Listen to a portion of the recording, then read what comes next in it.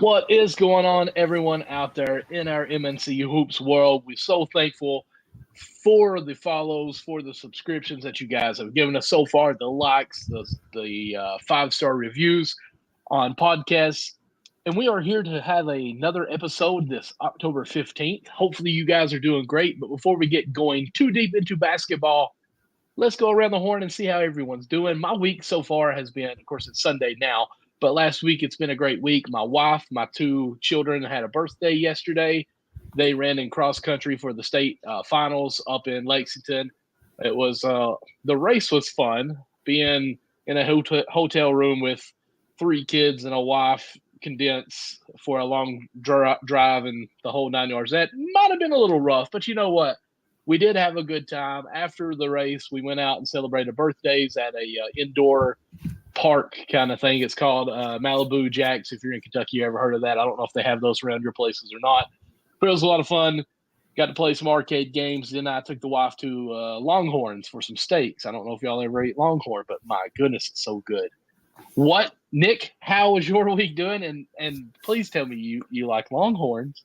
I don't like steak, man. But I mean, besides that, I'm doing well, man. I'm glad to be back on. I came on a little late last week, man, but we're gonna be here for the full episode, man. So we're less than 2 weeks away from the NBA season. So I mean, can't be nothing but excited. Also, for everybody watching, tune in. We will be live on Spaces. Myself, Michael, and CJ. So make sure to tune in, man. We're gonna have fun that night. But doing well. That's what 23rd, right? 24th, I think. 24th. Yeah, okay. 24th. 24th. Yes, sir. Yeah, I'm doing great. Week was pretty good, man. Yeah, man, just relaxing right now. Ready to talk some hoops. Let's get it. First, before we get too far, I need to ask how your 2K stuff went, because I tried to tune in as much as I could.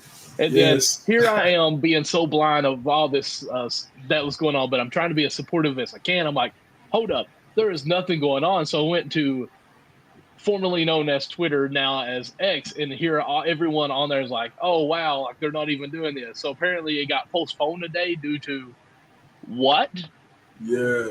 So it was supposed to start on Thursday, and then it got postponed to Friday. It was supposed to be from Thursday to Sunday, so then they moved it because of it was delayed. I was sitting there like in the event center for hours, and then like once they dropped the message like, technical difficulties, we're gonna postpone it from Friday to Monday. So I got on there Friday. I played. I finished 80th, but I played. I didn't play with a squad, and I didn't know you could play with a squad. I thought it was you just play with random people. I think I said that last week, but I didn't know you could play with a squad on in the event. So Saturday, I got like me and like 4 of my guys on Saturday. It was crazy, man. I was 12th at one point, and then I had like 6 points, like 23 assists, like 38 rebounds, and then it was like a minute 30 left in the game, and the team quit, and they kicked me out of the lobby, the waiting lobby. So I had to go all the way back down and then go back up to the lobby to restart and find a new game. So I went from like 17th to 53rd. So then so it was like 2.5 hours left, and I finished 21st. But had I not I feel like if I didn't get kicked out of that and just played the whole way through, I probably would have made the top 10. But really awesome. Yeah. Well, I mean, I say awesome, but the last day is tomorrow, so I think it's like 4 or something like that. So I'm gonna try to run it then and see if I can get draft eligible, man. So if you finish 80, there's 30 teams in the league, 30 times 5 players each, right? So I mean, you should be in that, shouldn't you? Well, it's whoever the top 10 in your position gets draft eligible. So top 10. Okay, you were 80 at center. Yeah, at center, right? Yeah. Oh, okay. Saturday I was 21st at center. So okay. Go from 80 to 21. Hopefully, tomorrow I'll get the top 10. Right. So. There you go. So you're gonna try to get your squad on there for this time? Yeah, definitely. I had the squad on Saturday, and that definitely helped because trying to talk to people you don't know and communicate. And I mean, I did all right. I think I went 8-2 with randoms, and then yesterday I went 10-0 undefeated. So I'm gonna try to try tomorrow and see. But there's still other ways for me to be eligible. They have tournaments like the 2K League teams. They have different tournaments that they have before the season starts for people to get eligible. So there's still definitely other opportunities for me. All right, sounds good. Hey, guys, real quick before we get going any further, of course, with the season about to come up, if you guys are going to go to any of the preseason games or the season opener, look at the bottom of our ticker here, scrolling across. You can use promo code MNC Hoops and get $20 off your first purchase with SeatGeek. Go to SeatGeek.com and use our promo code MNC Hoops. Get $20 off of your very first purchase there. And we're love that we're able to help you out, save a buck or two, maybe go buy a burger or two with that $20 that you get to save. But CJ, I don't know if you know this or not, but we're in the presence of some famous people right now. Oh man, yes, sir. So our guy Nick is famous. I don't know if you follow him on X or not. Do you have? Okay, he does. Great. But Nicholas was famous for a tweet that he put out and got shared here, as you guys can see up here. Nick, can you walk us through this, please? Monday night I'm watching Chet versus Wemby, which I mean we'll definitely dive into that game. You know, I'm watching the number 1 overall pick of this year's draft, and I'm like, yo, like this guy, he's amazing. You know what I'm saying? For him being at over 7 feet with the skill set that he got, there's really no answer to defend him. So I'm like, yo, he's a cheat code. Like, you know, like there's really not a game plan to really stop him. Tweeted that out, you know what I'm saying? I'm just tweeting, you know, just to tweet, you know, just to express my thoughts.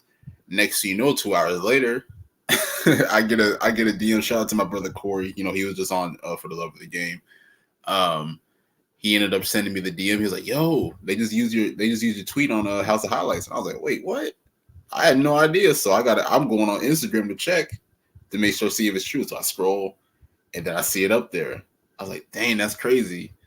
So I ended up tweeting it. I was like, yo, this is dope. I'm still waiting on the check. You know what I'm saying? I'm still waiting. I was going to say, then you tweeted, you know, like, where's my cut for this as well?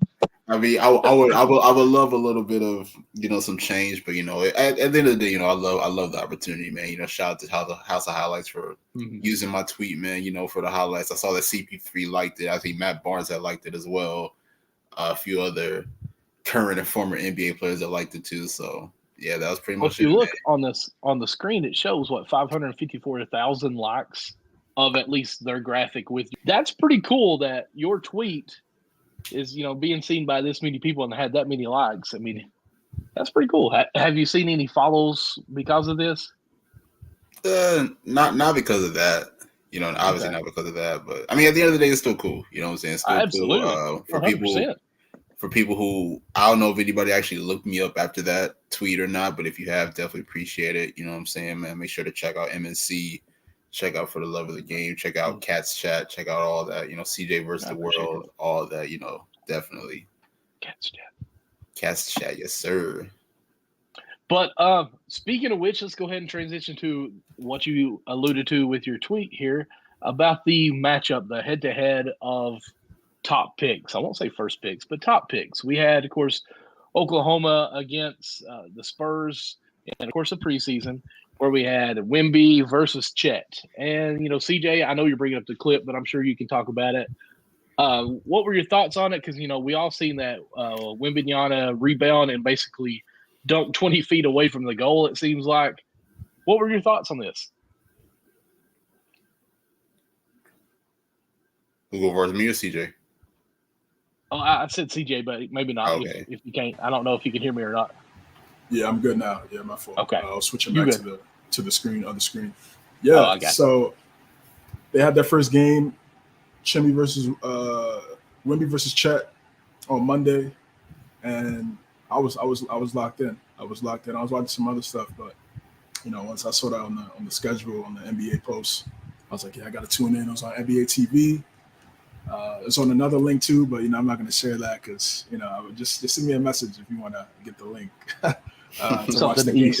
To watch somewhere in the East to watch the games, but yeah, I was locked in and they were going at it. And I felt like you know they both knew what the stage was, what the magnitude of this game was. Even though it was a preseason game, everybody was watching it. The hype was there. These are the two highly touted picks over the last 2 years. They both have similar skill sets. I mean, you got 2 7-footers that can defend, create their own shot, dunk, block shots at a high level. 3-level scores. They can do a multitude of things on the basketball court. So, when they were matched up, it was must-see TV, and they both lived up to the hype. Obviously, we've got the stats here. A couple highlights from both players in the game. Wemby had 20 and 5 rebounds.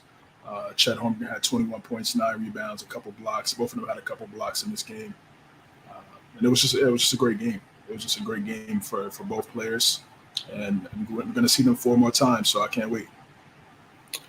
Yeah, I mean they're in the same division, so we're definitely going to be able to see them more than 3 times or 2 times, whatever it is. So, I know that it's preseason. I know that a lot of people don't get carried away, but as like CJ said, I mean this was much watched TV. You got 2 of the top, one.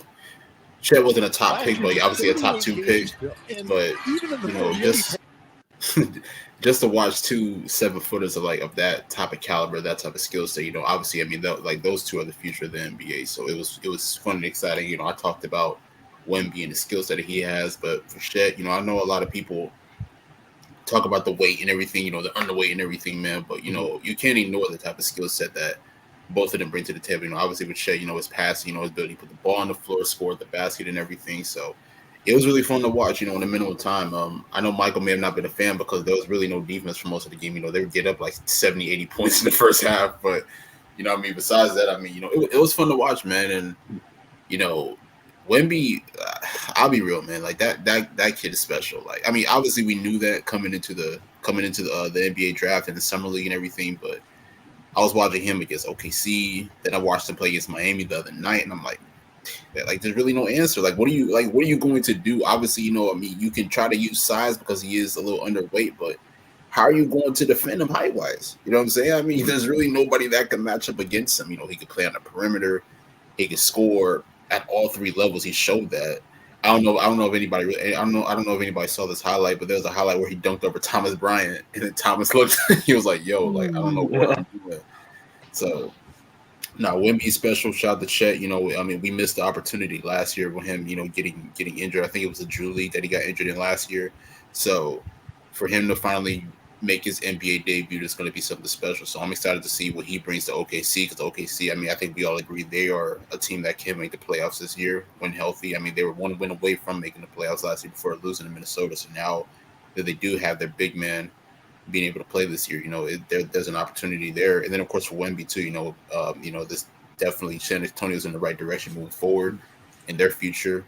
So, I'm excited for both of them, man, and this preseason showed, a small sample of what they could do coming into the regular season.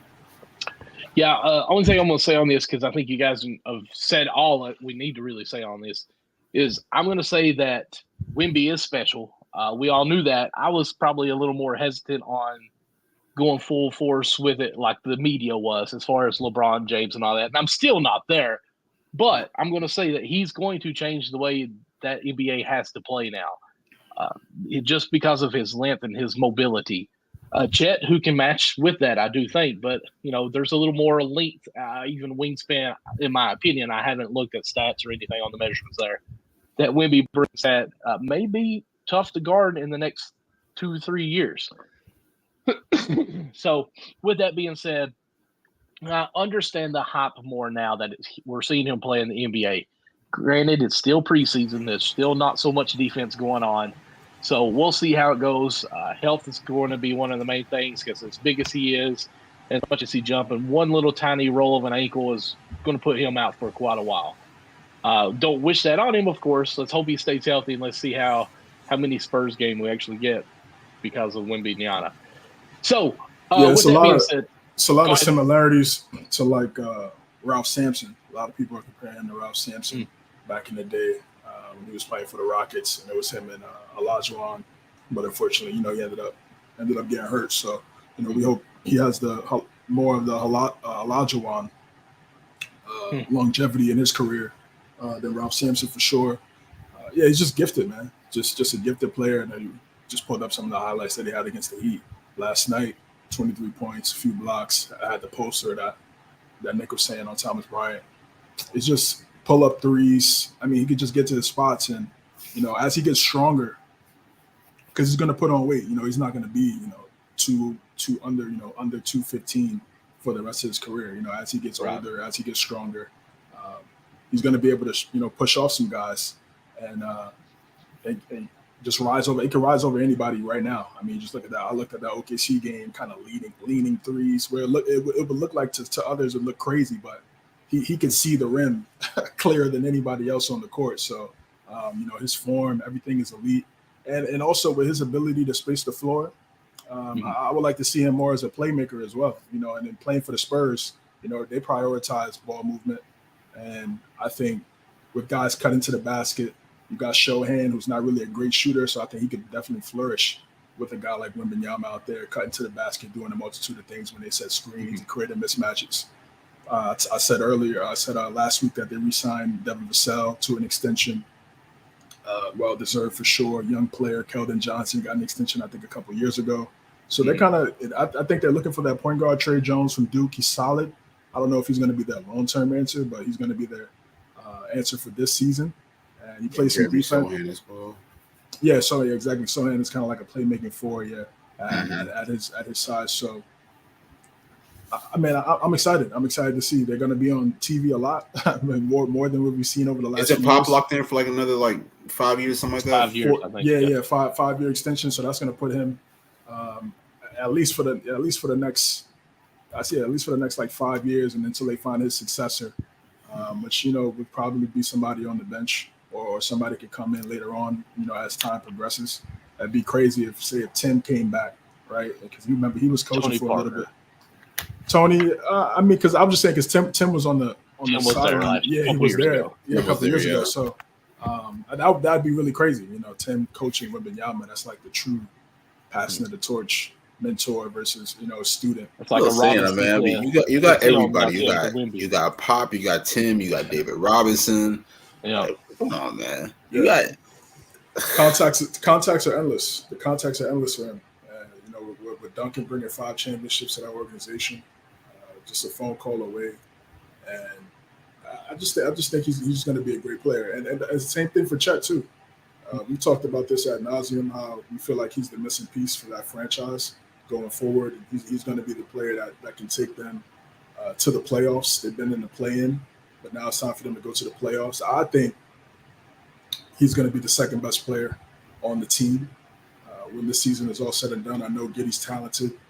He has a lot of upside. I love his skill set and what he brings to the table. But Chet's ability to space the floor and also alter shots, I just feel like you just can't. He's just going to be the second. I just think he's just going to be the second best player. They're going to start calling plays for him. Giddey's not a great 3-point shooter. Yeah, exactly. Giddey's not a great 3-point shooter. He's a play first guy. He's a guy that makes wants to get the basketball to his teammates. So I think it's going to be a great fit. And I remember watching OKC Spurs back when it was KD and Harden and Russ. Yeah, the 2013. Yeah, those seasons where they battled in the Western Conference Finals and also early in the second round as well.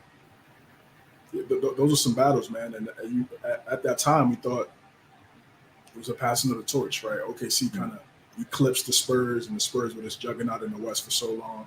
And then obviously, what happened after that. But I think we're just gonna. I think this is better because the timelines are matching now.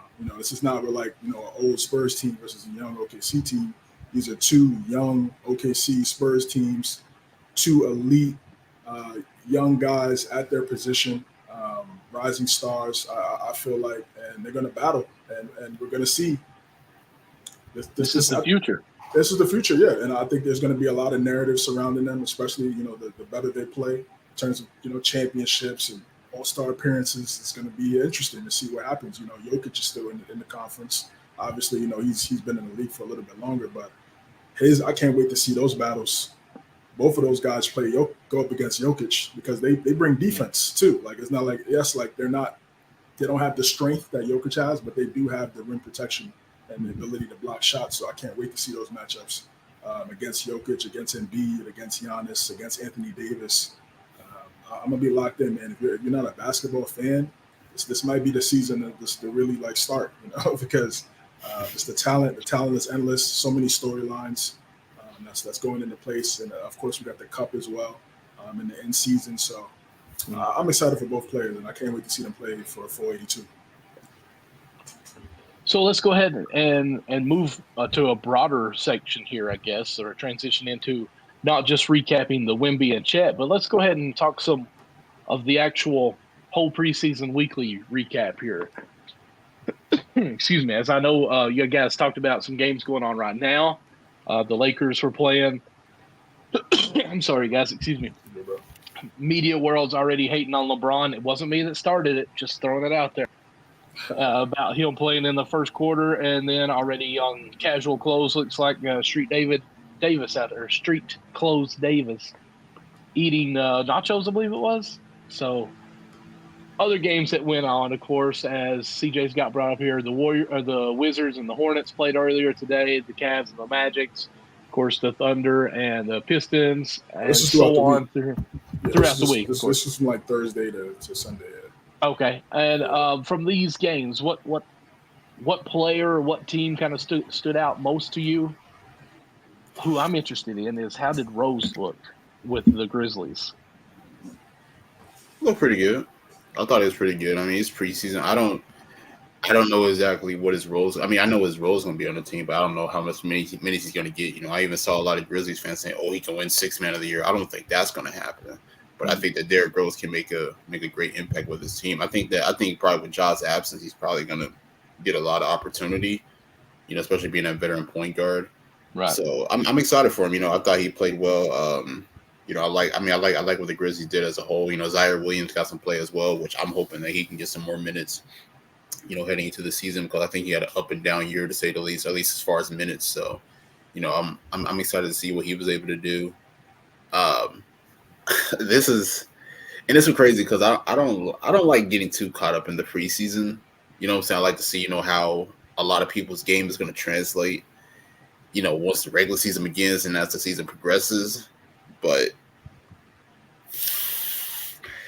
I'm liking what I'm seeing from Ben Simmons. I'm liking what I'm seeing. I know it's preseason. I get that. But I'm looking at him. He's in attack mode. Getting to the rim, being great, getting some stops defensively, turnaround shot. And I'll be real, I'm not expecting him to do that in the regular season. I'm not expecting him to make the turnaround shot. Like, forget that. But this is what we wanted from Ben over the past few years, and this is why I've been saying that it's been a mental thing for him. Because the Ben Simmons of Philly before the Atlanta series, we saw that he was in attack mode. A game that I like to refer to is he had like 42 and 15 or something like that against Utah in a game. And you could just tell, like, he was just locked in attack mode, getting to the basket. And I think with Ben is that he just has to stop worrying about what others think. You know what I'm saying? Just go out there and play basketball. You know what I'm saying? Like, you don't have a jump shot. All right, cool. That's one of your weaknesses. You can still impact the game from other areas. Passing, being able to guard multiple positions on defense. That's all he has to do for this Brooklyn team. You know what I'm saying? Like, I think that he can be one of the anchors for this team. Obviously, you got guys like Mikal Bridges, you got guys like Cameron Johnson, you got Nick Claxton. So all he has to do is just come in and be him. And I think that's what Jock Vaughn should want him to do, is to just come in and be like Ben Simmons. Mm-hmm. I know it's preseason. I know that a lot of people don't get too carried away, but if we can get this type of Ben Simmons who has been in attack mode throughout these few preseason games throughout the regular season, I'm going to love it for Brooklyn. I'm going to love it. Yeah, that's Let me just, follow-up questions on that real quick if you don't care. Because Ben Simmons, what he has played so far has looked good, especially highlights. Granted, everyone was like, oh, he made this wonderful fade jump shot. I thought when I was clicking on it, it was going to be like, something around the elbow, the free throw line, extended somewhere. I mean, it's on the block. It's a fade in the shot. I mean, it was nice. Don't get me wrong. It was a nice shot. But the way the media was like, oh, this fade. I'm like, oh, okay, let's see this. Good move. Glad, at least he thought to shoot, instead of pass. So I want to ask you this, because if he keeps play up like this, can he be most improved player or like comeback player of the year, I guess, or anything like that? Because past years he's not been there. There could be a possibility, but I'm not banking it. I don't think that he's going to make that great of an impact, but I do think that he can be better than what he was last year. You know what I'm saying? Like, because I mean, let's be real. I mean, the Ben Simmons last year wasn't really great. I remember there was a game against Dallas. He airballed the layup. Like, I mean, how do you do that? You know what I'm saying? So, like I said, I mean, like, I don't think he needs to play for awards or accolades. Like, just be Ben. You know what I'm saying? Like, I'm not asking you to go out there and score 50. I'm not asking you to go out there and drop a triple double and everything. Just be Ben Simmons. Just be a guy who can impact this team from multiple perspectives that can help the Nets get to the playoffs. That's all I'm asking for. Hey man, I'm asking for all of that, bro. Because listen, he's getting paid. You know, you got 3 years left on the deal of a $146 million deal. No KD, no Kyrie. You've been the all-star, even though McCall came in there and played well after the trade and really showed that he's going to be a future all-star going forward. But you've already been a multi-time all-star, multi-time defensive all-NBA team. This is your team. I mean, they're pretty much – I mean, it's like he didn't do anything the first 2 years in Brooklyn, and the other three guys leave, and he's just – McCall comes in there. It's a perfect situation for him. Truly, no excuses at all. There's absolutely no excuses. I mean, what are we going to say now? I mean, you're the number two option. I mean, obviously McCall's the number one scoring option because he's a better scorer. Right. But in terms of having the basketball in his hands, he's going to be number one, number two, 1A, 1B, however you want to rank that. I'm looking for triple doubles, bro. Like what? He's supposed to be the playmaking point forward, right? He's supposed to be. This is supposed to be his build. So I'm looking for that, and he has a bunch of shooters around him. It's not like he's deprived of floor spacing. Everybody that Nick mentioned can space the floor. Dorian Finney-Smith can space the floor. Those guys are used to playing off the ball because all of those guys weren't number one, number two guys. So that's how they were going to be able to make an impact. And so those lanes for him to drive and get to the basket should be more wide open than ever. I always said him and Giannis had similar skill set. It's just that the Sixers didn't really have first off, they didn't have the right coach at the time. They had the right team, they had the right roster, but didn't have the right coach. And then there was also some egos. I don't want to say egos, but just personalities that probably. Who was there before Doc again? I can't remember his name. Brett Brown. Okay, yeah. Yeah, Brett Brown. Yeah. So I just feel like there was just some personalities with Jimmy and JJ and B, Tobias. It was just too much going on. And at a short amount, they didn't have enough time to really get everything together. Because remember, Jimmy came in there at the trade deadline, so it wasn't like they had a full season to really mesh. And he left that off season. So, but now again, I don't see why they can't be a top 6 team in the Eastern Conference. Why can't they be number 5 or 6? What's stopping them? I know last year KD and Kyrie kind of held that 4th spot down for the majority of the season, to where it's like. I mean, unless they were completely terrible, they would get out of the top 7, but they still managed with McCall and with those other guys that we mentioned. They still managed to come in there and still finish top 6. I know they got swept against the Philadelphia 76ers. This is a completely different team. And now with him healthy, I think we could run that series back. Philly and the Nets. Here we go. We get exactly what we was looking for last year. That story is going to be plastered across all your favorite channel, your favorite sports show, because of the history that both of those guys have. And I'm excited to watch that. You got the Nets and the Knicks, and then you got the Nets and the Hawks. Maybe he got to get that lick back from the conference semis when he folded against the Hawks. You got to get that back. I mean, if you're a dog, like that got to be at the back of your mind every single time you play Atlanta, no doubt. So I'm expecting him to have a big season. Yeah, I can definitely see him getting most improved because these last 2 years haven't been great. And if he could go back to his all-star form, I think he'll definitely be in consideration for it. Yes, he hit the jump shot. It was against a Euro League team. It wasn't, but it's good though that he's taking that shot. That's what I like to see. I mean, he shot it. Exactly. Like I want him to do more of that throughout the season, because again, those opportunities are going to present itself. Like what's really stopping him other than himself? I mean, he's the only one that's going to get in his own way. Obviously health, but outside of that, it's like, bro, the time is now. Lock in. I want to see 29-9. Is that like Is that absurd? 29-9. He can't average 29-9. I mean, he definitely has a talent. But the thing about it is that I'm just not trying to put too much pressure on him because I mean, like I said, I mean, I know that I get that, but it's like I want Ben to be Ben. I want Ben to be comfortable. Like that's my thing. What's more comfortable than right now? I agree with you. Yeah. I definitely agree with you. But the past few years, I think, like I said, I mean, it's been a mental thing. Like I just need him to be comfortable and play his game. You know what I'm saying? That's what I'm saying. I'm not asking the triple dubs. I just need you to help this team win in any way possible. Any way possible. But and again, this is a with former that, number and one I'm pick. not trying to pick sides or anything here, but with that, let me ask you this at least. When you have that conversation with him, hey, I just need you to play and help us win games, there has to be some kind of blueprint, though. Like, what are you saying to him on that part? Because, I mean, at least CJ's saying, hey, this is what I expect from you so we can win. You're saying, I want you to play good so we win. So to you, what is okay good? And again, I'm not like being hateful or like, I can't believe we're not. Like, what's your opinion of good for him? I mean, my opinion. I mean, look, I'm not saying that he can't get the triple doubles. I'm just not saying like I'm not expecting him to go out there and average nearly like a triple double or nearly a triple double. Like I mean, like he can impact the game not even on a stat sheet. Like he can get a defensive stop. You know what I'm saying? Like he can make a right player. He can set a good screening. It's little things that he can do that Ben Simmons is capable of that can lead a team to a win. So, I mean, of course, we expect him to get those numbers because he is capable of doing that. He did it for so many years in Philly. So, I mean, I'm not disagreeing with that, but I guess the way that I'm looking at it is, these past few years, he's been going through what he went through. You could tell last year in his first year in Brooklyn, he was timid. I'm saying he didn't really want to play assertive. And I think that I want to say that he allowed the outside noise and everything kind of get to him. So it did affect him mentally.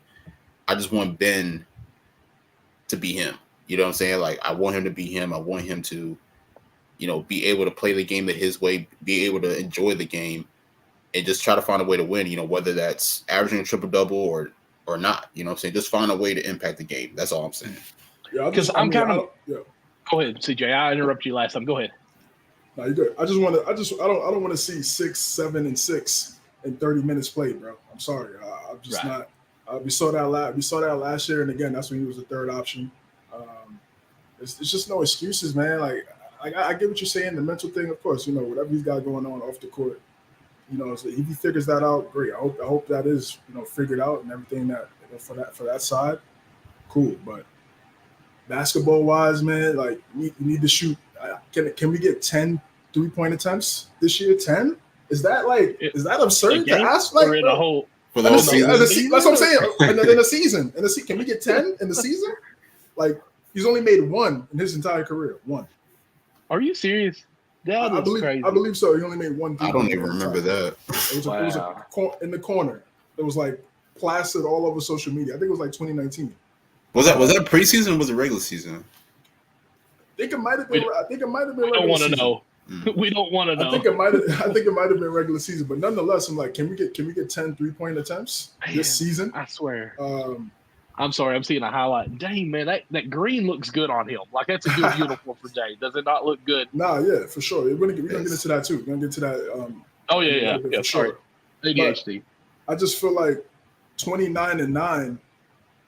You gotta because in Philadelphia it was 14, 5, and 5. So what's a couple more shots, a couple more assists, and there's no excuses, man. Like I just don't want to hear it. I'm going to be in between both of you all. I'm going to go kind of in between here. You're saying 29. I don't think I need that many points out of him. No, like 20. Like no, he's not saying 29.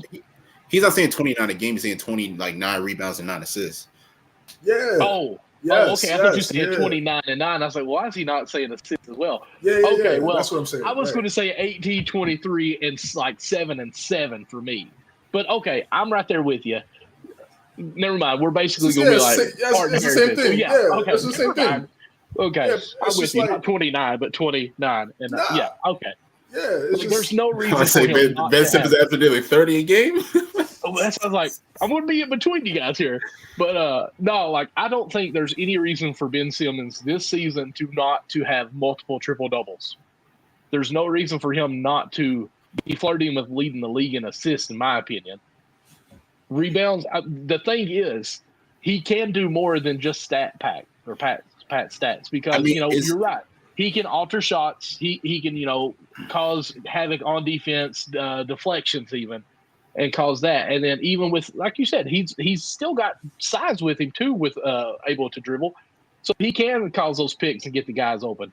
He's just got to stay active. And honestly, I think he needs a almost like a person designated to just kind of build him up. Like, hey man, that was a great play you did there. Like, you did this, that, just for him. I think he needs that person to be like, you did good. I noticed that you did, switch over there and help out with that guy. Okay, you're right, man. I'm glad you noticed that. Okay. You need a babysitter? That's what I'm saying. I agree. I'm with you. I think that's kind of crazy, but when he had other players on his team that might be a little more hateful or more, manly, he folded. I don't know if KD and Kyrie were hateful. I don't know.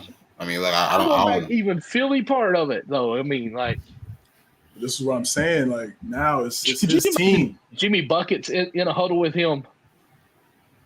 That's probably where it all happened.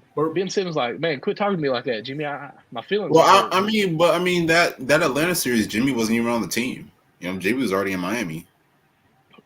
With the Jimmy situation, I mean, he talks about it on JJ Redick's podcast like a few years ago, like what happened and everything. He said, like, it didn't. I'm paraphrasing, like, but he said it had nothing really to do with Ben. It had a lot to do with Brett Brown. Like, Brett Brown really never gave them a role. Like, Brett Brown said, okay, he waited until like the playoffs, because remember Jimmy was going off when he got there in Philly. He was hitting game winners against Charlotte on the right side and doing all that type of. He was going wild, right? And then once the playoffs started, Brett Brown told Jimmy, "Oh, we're gonna let Ben be the playmaker." So was that because Ben went to Brett Brown like, "Oh, I need to, I don't feel like myself," or I don't know, whatever the situation happened. It's still, all in all, they lost to a Kawhi, abnormal, bouncing on the rim 4 times. You know what I'm saying? So it's like, sit down and watch the ball go in. Right. That just goes to show how talented that team was. But now this is 2023. Like, this is 2019. That was 2019. This is your team. Mm-hmm. It's your team, right? I mean, like, we look at from an accolade standpoint, he's the best player on the team. So, I mean, it shouldn't be crazy for me to say 25, 9-9. Should not be crazy. This is a number 1 overall pick, bro. Yo, bro, this is a number 1 overall pick. Like, why are we handcuffing him, bro? He should be. No. He could do that, but I don't think he's going to do that. All right. I mean, listen. I don't know if he's going to, but I feel like that's not. I want to see that. I want to see that. If you want to win, you want to change the narrative in your career. This is the time to do it. You got a clean slate, new team.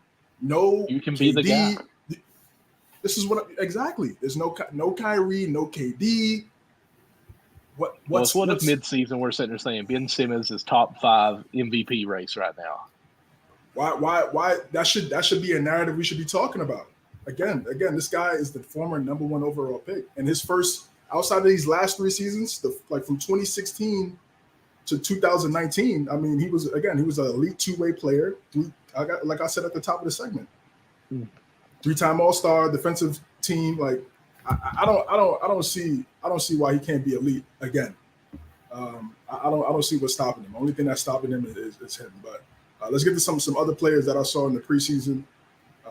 Speaking of another guy that nothing. Only person stopping him is him.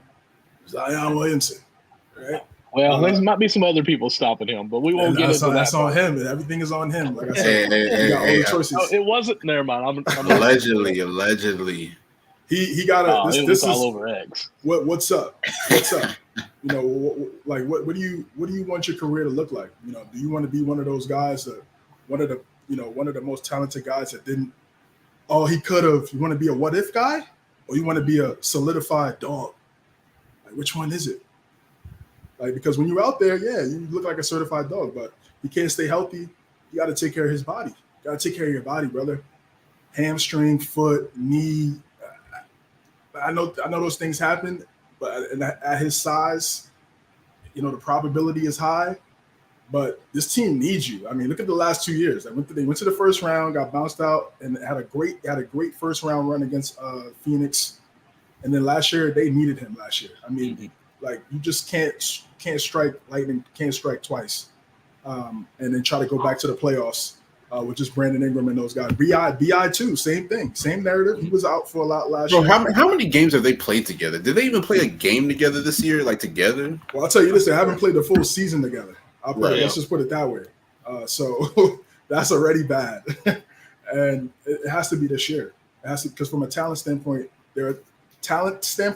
top 10 team in the West, no doubt. Talent standpoint. Oh yeah. But we've seen talented teams fold, and it's just they have a really good head coach. I think Willie Green's a really good head coach. I think David Griffin's done a great job with the roster. The guys around him, Trey Murphy, Herb Jones, Alvarado, Najee Marshall. I mean, they have a real solid Larry Nance. Michael, you want to say him, Valanciunas. Yeah, look, Valanciunas. Of course, take the best for last. He's good. He's a good player. So I just want to see. What Zion is going to do this year, man. I need to see at least 65 games. That's the thing, and that's the thing too, because it's like 65, bro. It's like when we talk about Zion, it's never about his effort. We all know when he exactly. I mean, every time he steps on the court, he's going to give you the effort. I mean, hell, he was averaging like 28 and like 11 or 12 last year. Like in the small sample that we got, and on top of that, they were like top 3 or 4 seed when he was healthy last year at the beginning of the year. It's all about staying healthy. It's all about being available on the floor, and I really do hope that he figures that out and tries to take that leap, though. I get it. You can't prevent a lot of things that happen on the floor, but you can control your diet. You can control, those certain aspects of your game. So that's something that I hope that somebody challenges him to, whether it's somebody in his team or his family or whatever, somebody within the team, like I know a veteran like CJ McCollum or whoever. Like that's something that somebody has to challenge him on. But obviously, when Zion's on the floor, he's spectacular. He's one of those guys that we love to watch. Like I love watching Zion when I see him on the floor. That's why it upsets me when I can't see him. And I know that there's some controversy last year because apparently he was healthy for the plan, but then he said that he wanted to feel like himself before he played, and obviously they got bounced by OKC in that first game. So, but it's a new year. That was the right move, though. That's true. That is true. But I mean, it's a new year. Zion's healthy. Bi's healthy. I think they're two totally talented players, and I think together they can really make some noise. I think that they can complement each other well. And then CJ mentioned, the supporting cast: Jose Alvarado, who's a dog on defense, at the point guard position.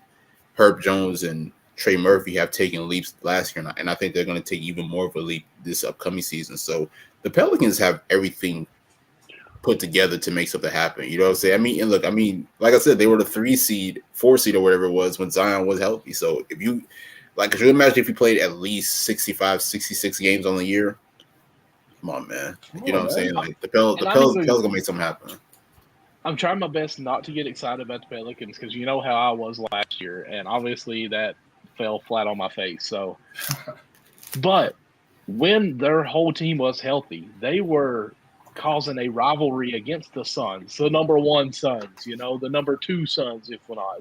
That was Zion.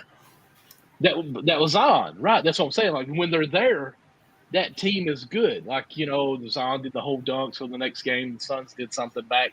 But they were going head to head, and the Suns were the team in the West at that time. Oh, you're talking about the regular season? I thought you were talking about the playoffs, like no, the regular season when we had Zion actually playing. Okay, and so. What I'm saying is, and of course the Nuggets were number 1, but like everyone's eyes were on Phoenix because they just were a year removed from being number 1 in the West, and they were going to be possibly the number 1 team this year. But the Pelicans were really battling with them, holding their own, beating them some games. So when they're healthy, they're good. And I'm going to say this: the Suns were the only team in the whole NBA to win 2 games in a series against the Nuggets. Yes. So if the Pelicans can be healthy, what are their limits? And again, like I know we are going to talk to Pelicans in our breakdown here. Yep. So maybe let's hold off on some of this and keep going on with some of our things. We can dive maybe more into that. But yeah, I'm just hoping that we get. I'd love 70 games out of him, of course. Like, why can't we get more? It's way too much. Yeah, I mean, I was just trying to be on the safe side of 65. I know. My thing is, why can't we get those 80 games anymore out of these players? But it's a new age. I know. It's weird. It's weird. Just a couple more things from me from I got from the preseason from some players. I had quote tweeted this looking like Quinn Snyder, the offense with the Hawks, looking pretty good. I saw Trae Young moving off the ball. I saw the game against the Pels, yeah. Cutting to the back, yeah, against the Pels, right there on the screen too for our watchers. Playing off the ball, getting to the basket. Again, I mean, this is what he has to do to get extended playoff runs. Like it's just you have to play on and off the ball if you want to be successful. That's just what it is. I like their team. I think they got some solid guys that need to step up, of course, but it's all going to come down to the efficiency of Trae Young. And if he plays motivated, and I think a lot of people are not giving him the credit, not giving him the type of credit that he may feel like he deserves, but that's all on him. Again, I mean, they've been a play-in team the last 2 years, and now they have I think a better head coach than what they had last year for the first half. So I expect them to play better defense and play well, and I want to see how he could transform his game and take it to the next level. He was training with Stephen Curry this offseason. There's a clip on YouTube with that. That was really good to see. I mean, that's, again, one of the greatest off-the-ball players ever. And that's what I like, continuing to learn, continuing to grow, not being satisfied. So I saw that. Stu Henderson, I mean, listen, I don't know how many games they're going to win, but with Chauncey Billups being the guy, coaching this team, their roster, Anthony Simons had 29 last night, 18 in the first. I'll wait till you're done. That starting five, and it looks like Brogdon and Robert Williams, they're staying on the team as right now. I don't know what's going to happen before the trade deadline, but that's solid depth. I mean, those are two guys that were just in the Eastern Conference Finals. Robert Williams was in the finals 2 years ago. So to have two players like that in your second unit, 6th man of the year at that in your second unit, and Brogdon is a luxury for a young up and coming team. Scoot, Simons, Sharp, Grant, and Ayton. Okay, what's up? I think Joe Cronin did a great job. I mean, we talked about this a couple weeks ago, but I got to reiterate it before the season starts, bro. I just feel like he did a great job in replacing a guy like Damian Lillard. A fantastic job. And what Scoot Henderson has looked like in these few preseason games, the shot looks really good. He's another guy who's training with Steph. Steph is his mentor. The form looks great. Simons has always been a high 30% shooter from the three. I'll be talking about OKC and all these other teams. If this dude, that center, right, Ayton, if he could kick up and really dominate, you want to call yourself dominating and give yourself nicknames, you got to show that on the court. And if he could do that with those three guys from 1 to 3 with Grant, and Grant is an excellent player, 24 and 4 last year, 40% from 3, 47% from the field. This is a good team. But of course, those young guys have to hit. More obviously Scoot and Sharp because they're the younger guys. But I'm excited for that team. And last thing for me is Brandon Miller on the Hornets. Listen, you know what happened? Kai Jones got cut. We all know what happens with that. But and the Bridges situation is coming. Things are circulating. But if Brandon Miller could be a guy next to LaMelo, that's the best case scenario. And then from there, you just try to figure out the rest of the roster. But he's been playing solid. Looks like he put on a little bit of weight since the summer league. Getting to the basket, he had a nice little layup tonight against OKC in the preseason game. So those are some of the things that I've seen over the course of the week for the NBA preseason. Another guy that I've been really impressed with, man, and I'm actually watching him right now on my team, Jonathan Kuminga. I think he had like 28 points in a preseason game. I can't remember what game that was, but Kuminga, there's been some controversy with him over the past few years, whether his maturity and then of course his work ethic. So, and honestly, I'll be real. I mean, I think when he did play last year, and the minutes that he did give Golden State, I thought he played pretty well. So it's all about staying disciplined and just staying ready. So, he's looked good this preseason, getting some opportunity. And if Steve Kerr can add him into the rotation and give him some consistent minutes, we'll see what he's capable of. He's going into year 3 now this season. So, obviously he's had some experience. He's got a championship under his belt. He's been to the playoffs multiple times. So it's just all about, just continuing to progress. So I'm excited about him, and what he could possibly bring this year. Absolutely. He just got to be an all-around player now. Facts. Like, you could jump out the gym, and you could create some highlights, but now it's about bringing everything together, being a good shooter, defender, passer. Because again, there will be a life after Steph Curry, and do you want to be a part of that? That's going to be the question. So yeah, I do like his progression for sure. Anybody, Michael? Yeah. Well, I'm actually watching this game too, and I was like, Kuminga's who you're going to say. Like he's looking more involved in that offense as far as the understanding and being present in there. So it could be interesting to see how he plays and fits in with this. Because Chris Paul's going to set you up where you need to be. Playing with Clay and Steph, you're going to be the least amount of worried player from the other team. So it's the time to step up for him now. So, he can be the X factor this year for sure.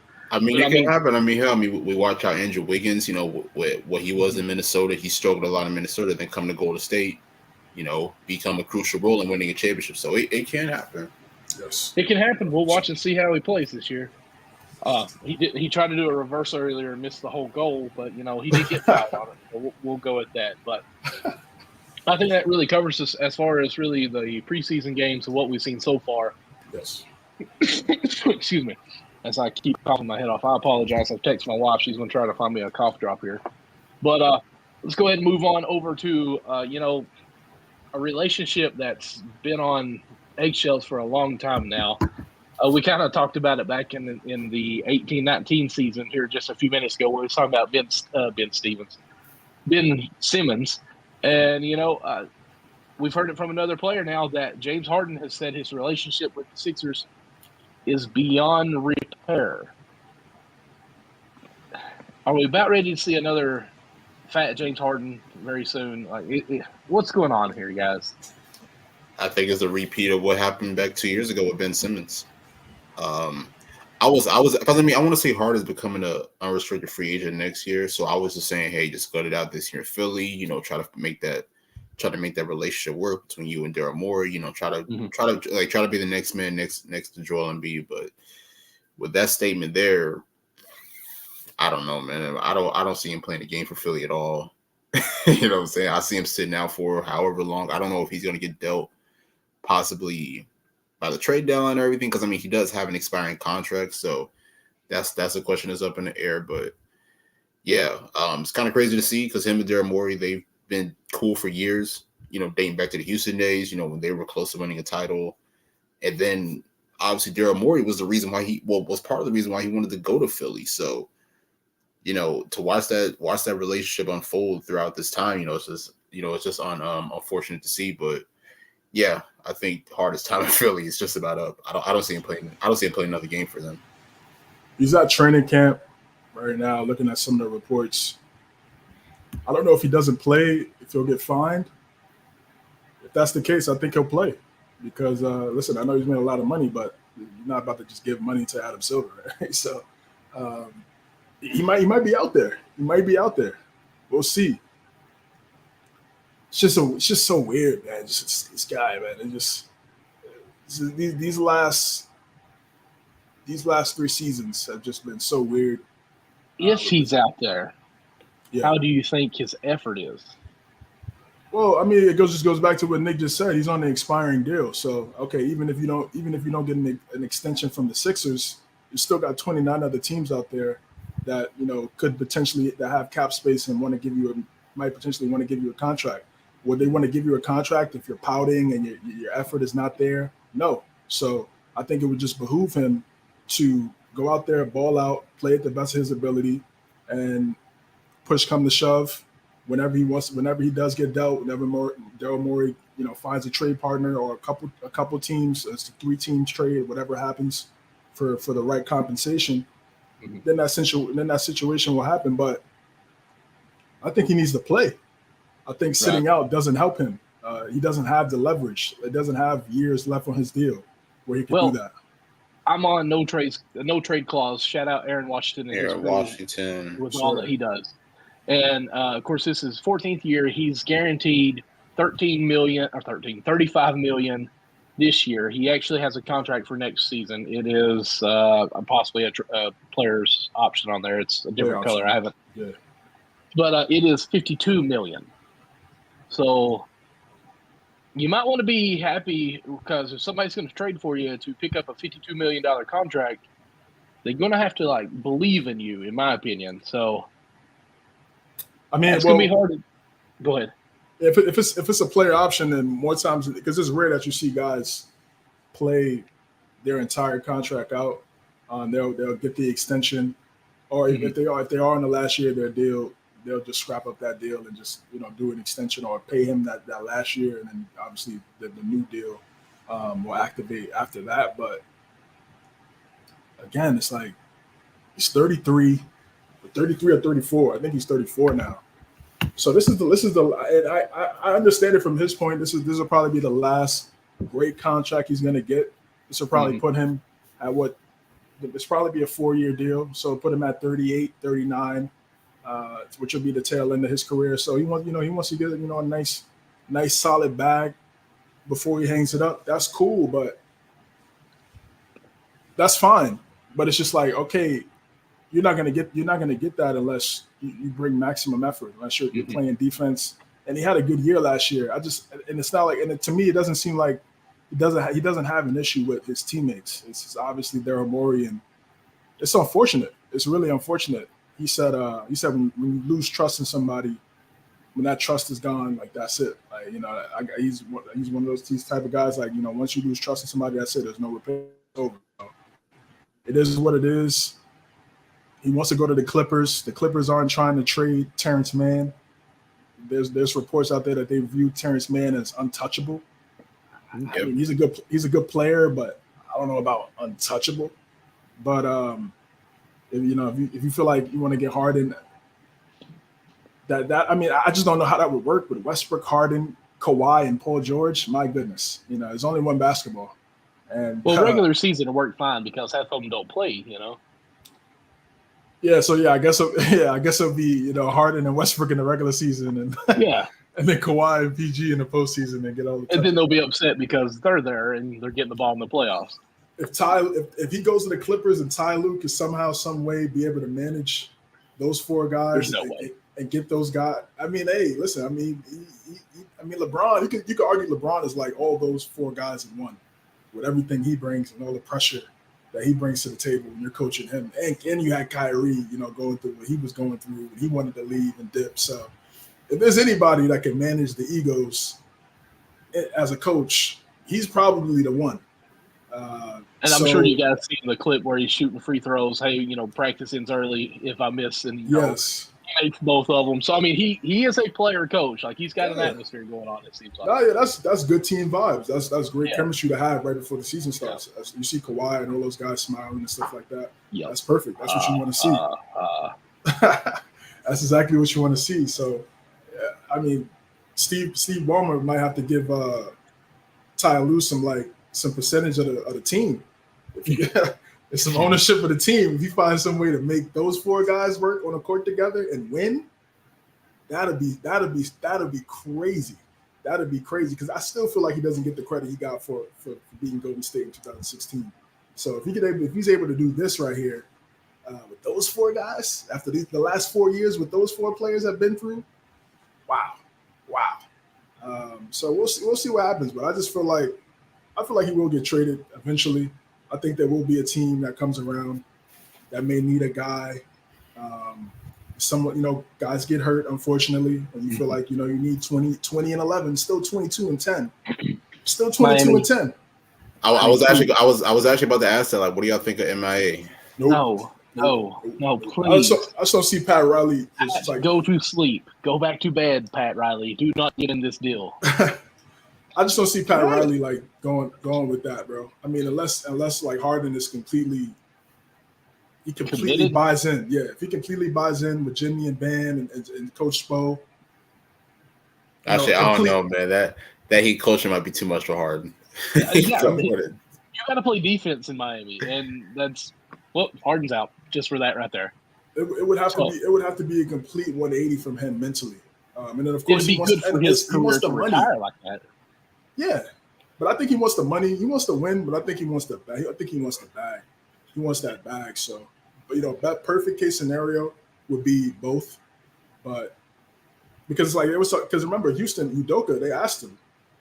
They said, "Yeah, we thought about it, bringing Harden back, but they were going to do it. They were going to do it, but he just said, for the timeline of the team and everything, they felt like it was better going with Dylan Brooks and Fred VanVleet. Think about that, like, and that's no knock on them, but it's like this is a guy that's probably he's going to get his jersey retired over there in Houston, no doubt. He's going to get his jersey retired. So I read a report that was saying that James Harden said he wants to come back to Houston and win a scoring title again. And they were like, no, like this is not the James Harden we need. No, definitely not. Not with those young guys. Absolutely not. So I hate to be, I don't want to sound mean, I guess, but like James Harden's he needs a rude awakening of where his career is and what he needs to be as a player. He's still great, don't get me wrong, but you've got to transform your whole. So basically what you're saying that they should do him how they did Melo. Because remember when Melo was in Houston and then he ended up leaving for like a year or being out of the league for like a year. Then eventually ended up coming back, I think it was with Portland. Mm-hmm. Do I think they should do that to him? Yeah, with Harden. I just think Harden needs to change what he values as being a good player now. It's not about the scoring title for him. It should be about winning a ring to solidify your career. Like, he has, like, if he did go to Miami, can you think of a guy who has been really hated amongst the NBA fans for a while because of just what he's all about himself in a way? And I'm not taking shots at him. Goes to Miami and learns to say, you know what, it's a team game here. I can score when I want to, but I got to get my players involved more while I'm here, and I've got to learn to play defense with you all. Everyone would fall in love with a new career for him. And what a great way to go out of your whole NBA career on a good note like that. But would he do that? I don't think so. When you hear reports of Houston saying we were ready to trade for him until he's like, I'm coming to win another scoring title for Houston. I'm coming to be the man. No, you're not, man. Sorry. Yeah, it's just that was crazy. That was crazy. He definitely heard himself saying that. If he felt that way, he probably should have kept that to the vest until he got the bag and got until everything was official and everything was signed. I'll do anything you want, Coach. Yeah, I'm here now. I'm shooting up everything. But Miami does make sense. It does. It does make sense from just a basketball standpoint, but from a culture, chemistry, what we've seen over the last 4 years, and how everybody's so selfless. And the way he plays, he is a playmaker, but he wants to be the guy doing it. And it could work from the standpoint of Jimmy could be the closer. Harden, he could be the closer at times, but he doesn't necessarily want that shot, especially in the playoffs. So Jimmy could still be playoff Jimmy. But it's like we just saw Harden be the second option with an MVP and he wants out. So it's just like that's the thing that's so confusing. It'd be different if like him and Embiid didn't work or they didn't have good chemistry. I mean, I don't know if it's jealousy. I don't know the man personally, you know what I'm saying? But I just feel like he probably just feels like I don't want to say it's jealousy, but he probably just feels like he could be a number one still. Mm-hmm. And it's just like, he probably feels like he could still do what he did in Houston, which is why he wanted to go back to Houston. But my thing was, why did you leave in the first place? But see, you're not going to be the one in Los Angeles if that's where you go. Like, does the man think he's going to go there? I don't think he's going to be a number one option anywhere that's a playoff contender. I'm with you on that, but when he says that going to Houston, he's going to be the number one, guy. Does he think wherever he goes, he's going to be that? Or is like just if he goes to the Clippers, all is well and I'll do anything you need, Tyler? That's the thing. Like, we never really heard. All we heard was what Harden's standpoint from it, right? He called Daryl Morey a liar. What did he lie about? That's the question. Like, we don't know what he lied about. There's people that are saying he lied about saying he was gonna trade him. There are people talking about in the offseason last year, Daryl Morey promised him that they were going to give him an extension. So I think it's either one of those two things. If it's the extension, then based on how he played, people change their minds all the time. Trading them I feel like trading them is a difficult thing to do, especially right now. I mean, he didn't end the season great. I mean, he had 5 points in the playoff game against the Celtics in Game 7. Yeah, it's just he's hot and cold. He's hot and cold, man. I think he needs to just to wrap this up. Like, I think he needs to play in Philadelphia, show that he's healthy, show that he's locked in, and then by the trade deadline, we'll just run this back like how we've been running it back over the last couple seasons with him, bro. I mean, that's just it. That's just what we've seen right now until he gets that 4-year deal that he's looking for from some team. But he needs to play. I think not playing hurts him. Because one, he's not getting any younger, so he needs to be out there. He needs to be out there for sure. So we've talked about James Harden. We've talked about his career and where he's been and everywhere. So let's go ahead and bring this clip up. I'm sure it's a quote. I can't remember who said it, but I see the headline that we got going on here. Kind of stall it just a little bit to give you some time there. So, Nick, I'm going to come with you first on this because it's your team that they're talking about. But multiple chips for Houston if it wasn't for Golden State. And I can't remember who was the one that said it. I remember reading about it myself. This is Derek Favors. Favors, that's right. Yeah, wait, so what are they talking about? Are they just talking about the 2018, or are they just talking about that run? Multiple years? During that whole run. So this is the quote. This is the quote right here before I get your reaction. He said, Houston had James Harden at the time winning 65 games. You couldn't match up with them. But who could in the league? If it wasn't for Golden State, Houston probably would have won multiple championships. If it wasn't for those two teams, Utah could have won that chase. I don't know about that last sentence. That's kind of crazy. I mean, maybe though. Maybe. But he said if it wasn't for those two teams, Utah could have won a championship. He said who? Utah. Well, that was back. He's come back when was there, and they were the number one in the West. That was a team who like Gordon Hayward, Rudy Gobert, like that was before Donovan Mitchell, wasn't it? Nah, that was Donovan Mitchell. Yeah, he was talking about Donovan Mitchell. Yeah, and Gobert. Did Derek Favors play for Utah? Yeah, he was on the team. Yeah, he was on the team for a while. Okay, so no wonder he thinks that. Okay. Yeah, he said who? Who, Tom? Yo. Nah, what's your thoughts on that though? But I mean, let's talk about it. The Warriors dynasty or the Warriors, became championship contenders in 2014-15. That was when they won the first title. 2015, we played them in the conference finals. We beat them in 5 games. So I get that. They had James Harden, they had Dwight Howard, they had guys like Trevor Ariza, I think Earl Jones was on the team, Jason Terry. That was the same team that came back from 3-1 against the Clippers. So that was a good team. People forget next year, 2016, they barely got into the playoffs. They were at 8th seed because they faced us in the first round. And we beat them because people forget Steph got hurt in like game 2, I think it was. Game 1 or game 2, one of those games. And he missed the majority of that series. So we beat them in 5 games without Steph. 2017, they get D'Antoni. They won like 57 games that year, I want to say. They got to the second round, but then they lost to San Antonio. They lost to Kawhi, LaMarcus Aldridge, and those guys. Harden laid an egg in Game 6 with just 10 points in an elimination game. Then that leads us to 2018. And, I mean, they definitely had a shot. They were up 3-2. And then, of course, Chris Paul getting hurt did change the dynamic of the series. But people forget they were up by like 25 in the first half. In Game 6, they were on the way to win.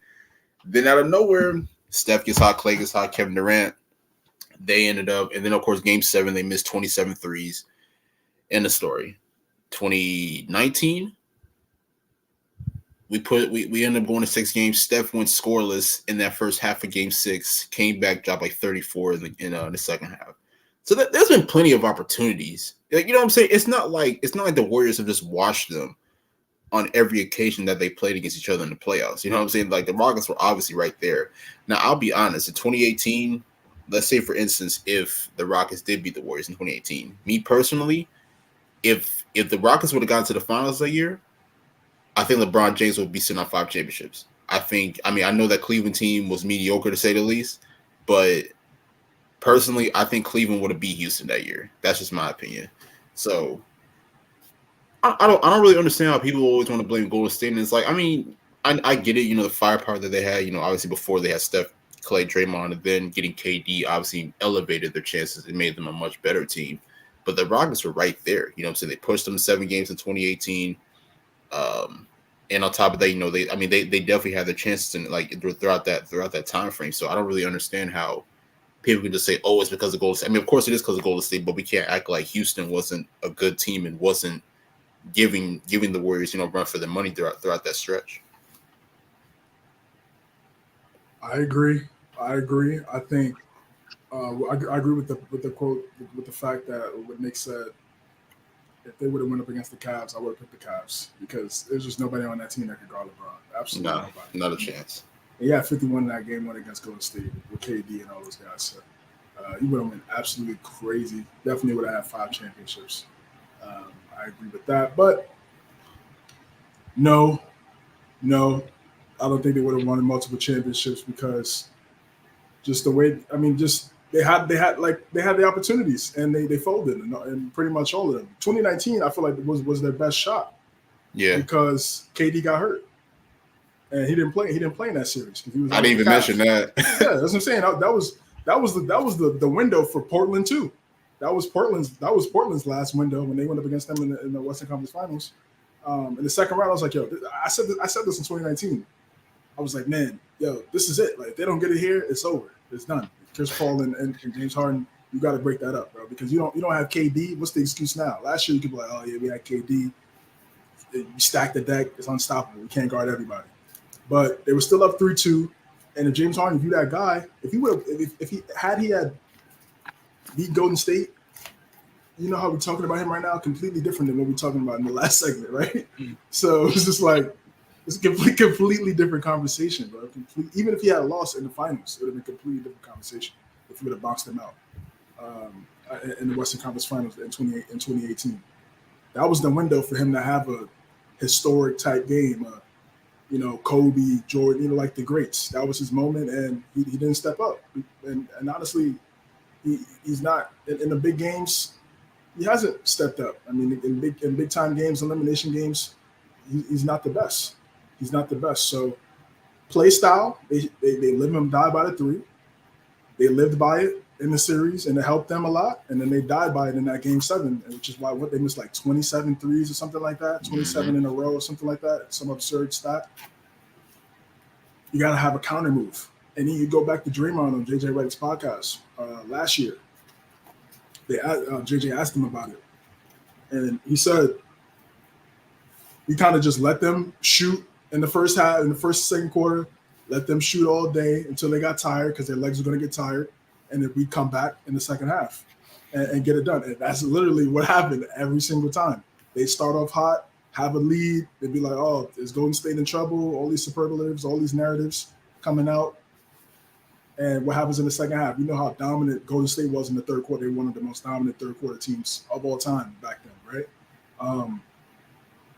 And they lived up to that. And they used to always come back and tie the ball game up. And then fourth quarter come around, just Houston, they just lost all momentum and they would lose.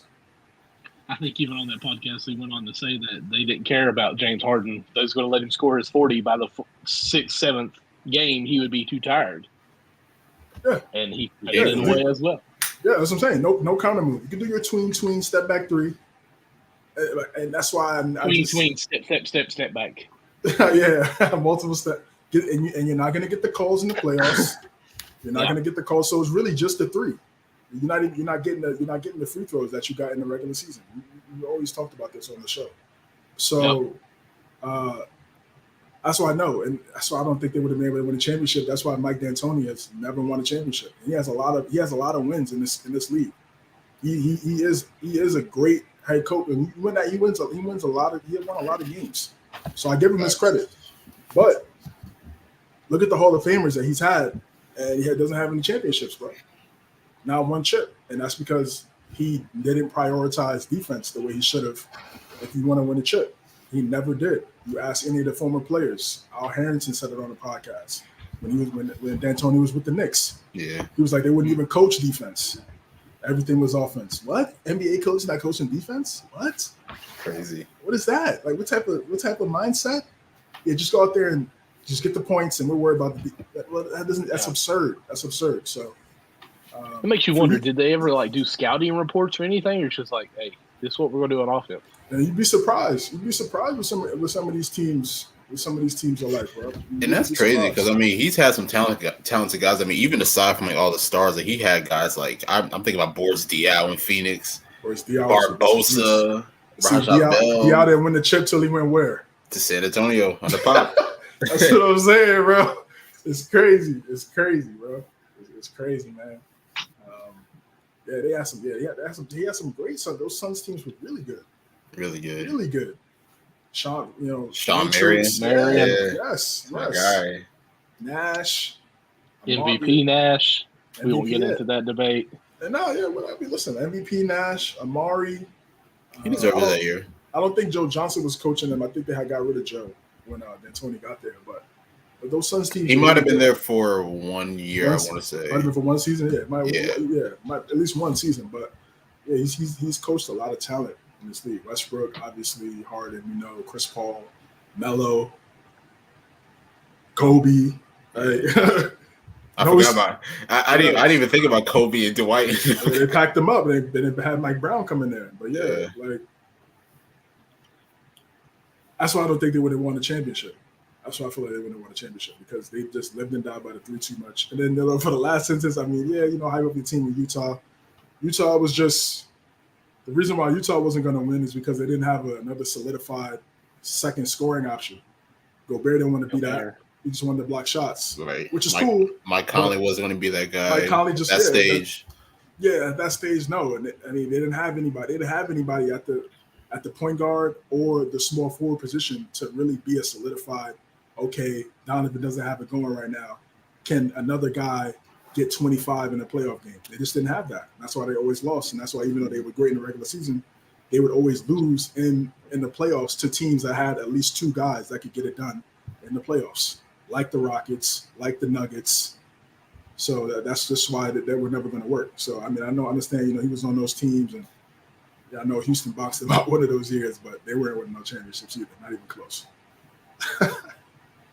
Not even close, man. Yeah, as far as, I guess if you want my opinion, I'll say when Chris Paul came on, I think it changed the offense somewhat because they had a leader who understood, hey, we got to get buckets instead of just throwing up threes. And I think if he did not get hurt, I think that would have been their best year to actually possibly win a ring. To say yes or no, you'll never know on a matchup. So I don't understand the whole what ifs talks. And see, that's the thing. I mean, clearly the Warriors were better. You know what I'm saying? We're not going to disagree there, but we're not going to act like they were like miles better than the Rockets. Like, I think the Rockets were like just about right there. Like, you know what I'm saying? I mean, the Warriors were still ahead of them because they had guys like Kevin Durant, Steph Curry, and those guys. But the Rockets were right there. Like the Rockets, great series. Like, you can't tell me that Rockets team did not believe that they couldn't beat Golden State. Right. I mean, they believed it. They believed it. They should. They're in the A, but I just never feel like they were going to win. I just never feel like they were going to win. And they did have a really good team. Ariza was still, in his prime at the time. Right. Great 3-and-D guy. Eric Gordon. I think Eric Gordon was there, right? Mm-hmm. Yeah, Eric Gordon was there. Yeah. He's still playing well right now. I mean, I saw Phoenix. Phoenix. I was like, where was this like a couple of years ago? But he was he sixth man? He was sixth man of the year that year, right? He might have been. At least. I think by either 2017 or 2018. I think he won sixth man of the year. I know Harden was MVP in 18. I don't know. I'll have to go look that up. It might have been him or Lou, or they might have been top. He might have been second in six man, something like that. 18. 2018, yeah. Somebody I'll look that up. I think Lou was 19, and then it was followed by Montrezl Harrell, because he got to give the award to him for the Clippers. So 18 might have been Eric Gordon, but it's just one of those what if teams. It's like I'm saying with Zion, and it's like, what do you want to do? Like, you want to be in that category, or do you want to try to make history? 2017-18 was the Williams. Eric Gordon won it in 17 the year before. Okay. All right. But yeah, like that team was stacked. That team was stacked. What they have? Who else they had? I'm blanking on who else they had. They had Capella. Yep. Well, younger back then. He's not what he is right now, but great lob threat. If he was a better free throw shooter, like he's a much better free throw shooter now than what he was in Houston. That could have helped them, but yeah, it's the what if game. It sounds good. PJ Tucker, yes, I forget about PJ Tucker. Did they have Nene or Nene? Yeah, they had Nene Hilario. Yep, yeah, he was there.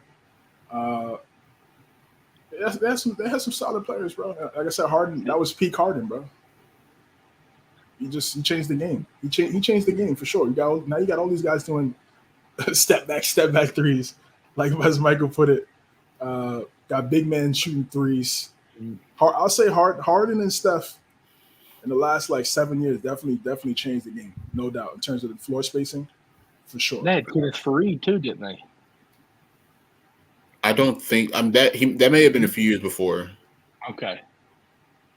Yeah, it might have been a few years before. But Harden. I mean, Harden and Steph in terms of shooting the three ball, no doubt. But it's just everybody's going to remember Steph more because he won the chips. So, simple as that. All right, guys. We've been this long. We've not even talked about my team one time yet, really in depth. So this is a combo of both now. We got to throw some. Yeah, it really is actually. So we got to get into some Miami and Phoenix both talk here, okay? Like, we can't host a show without talking about one of them, at least in depth, thoroughly. So, Miami Heat have now said that they didn't view Bradley Beal as an upgrade. Now, that's a little tough to hear, but on the quote by NBA Central, Miami Heat didn't think Bradley Beal was that much of an upgrade per ESPN Zach Lowe. From what I heard, the Heat looked at the situation and said, we don't think Bradley Beal, who's 7 years older than Tyler Hero, is $30 million better than Tyler Hero going forward. We just don't think the upgrade is worth it. Now, hearing the full quote makes it a little more valuable, I guess, as far as what they're thinking, at least. Because Tyler Hero is 1 year away from being Sixth Man of the Year. First year starting. He's still coming on, still putting on muscle, some size. Obviously, he's not going to be growing any taller or anything. So he does still have some upside with him. Bradley Beal is in his later years of his career, still prime later careers, let me say that. I think he might be, 35? No, he's 30. Somewhere. Is he just 30? He's 30, 31. Okay, so he's younger than what I thought. So he is still in his prime.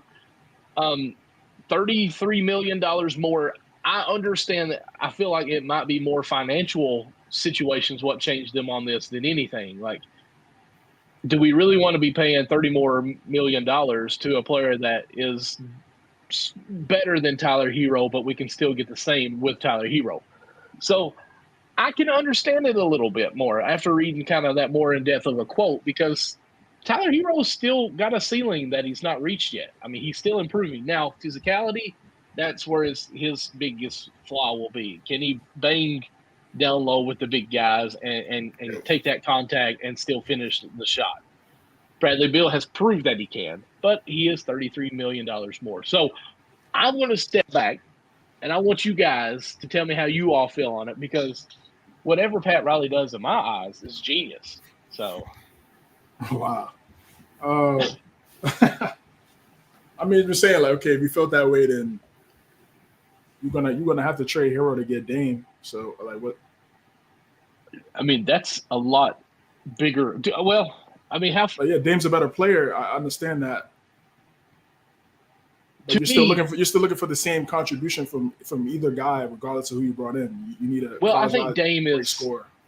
Much better than Bill. Yeah, of course. And I also think Dame would have fit the Heat culture a little bit better. Bill, I think, would absolutely fit in with the Heat culture. But I just feel like Dame was ready to play with Bam, his boy, who even flat out said when he shouldn't have. So I just think it was, hey, like, this guy's committed to us. We can tell, like, this is not going to be just a trade in a couple years or anything. Like, this guy's probably going to retire here. So, okay, we can trade Tyler Hero and take that financial burden and still make it work. Bill, you don't know what you're getting, and you don't hear those conversations on that. So, I don't know. Like I said, I want to hear you guys. I'll talk in a little bit because I've got some more gems that are about to be released by me. So, yeah, I think this is this an interesting quote. It was going to be either one of these guys.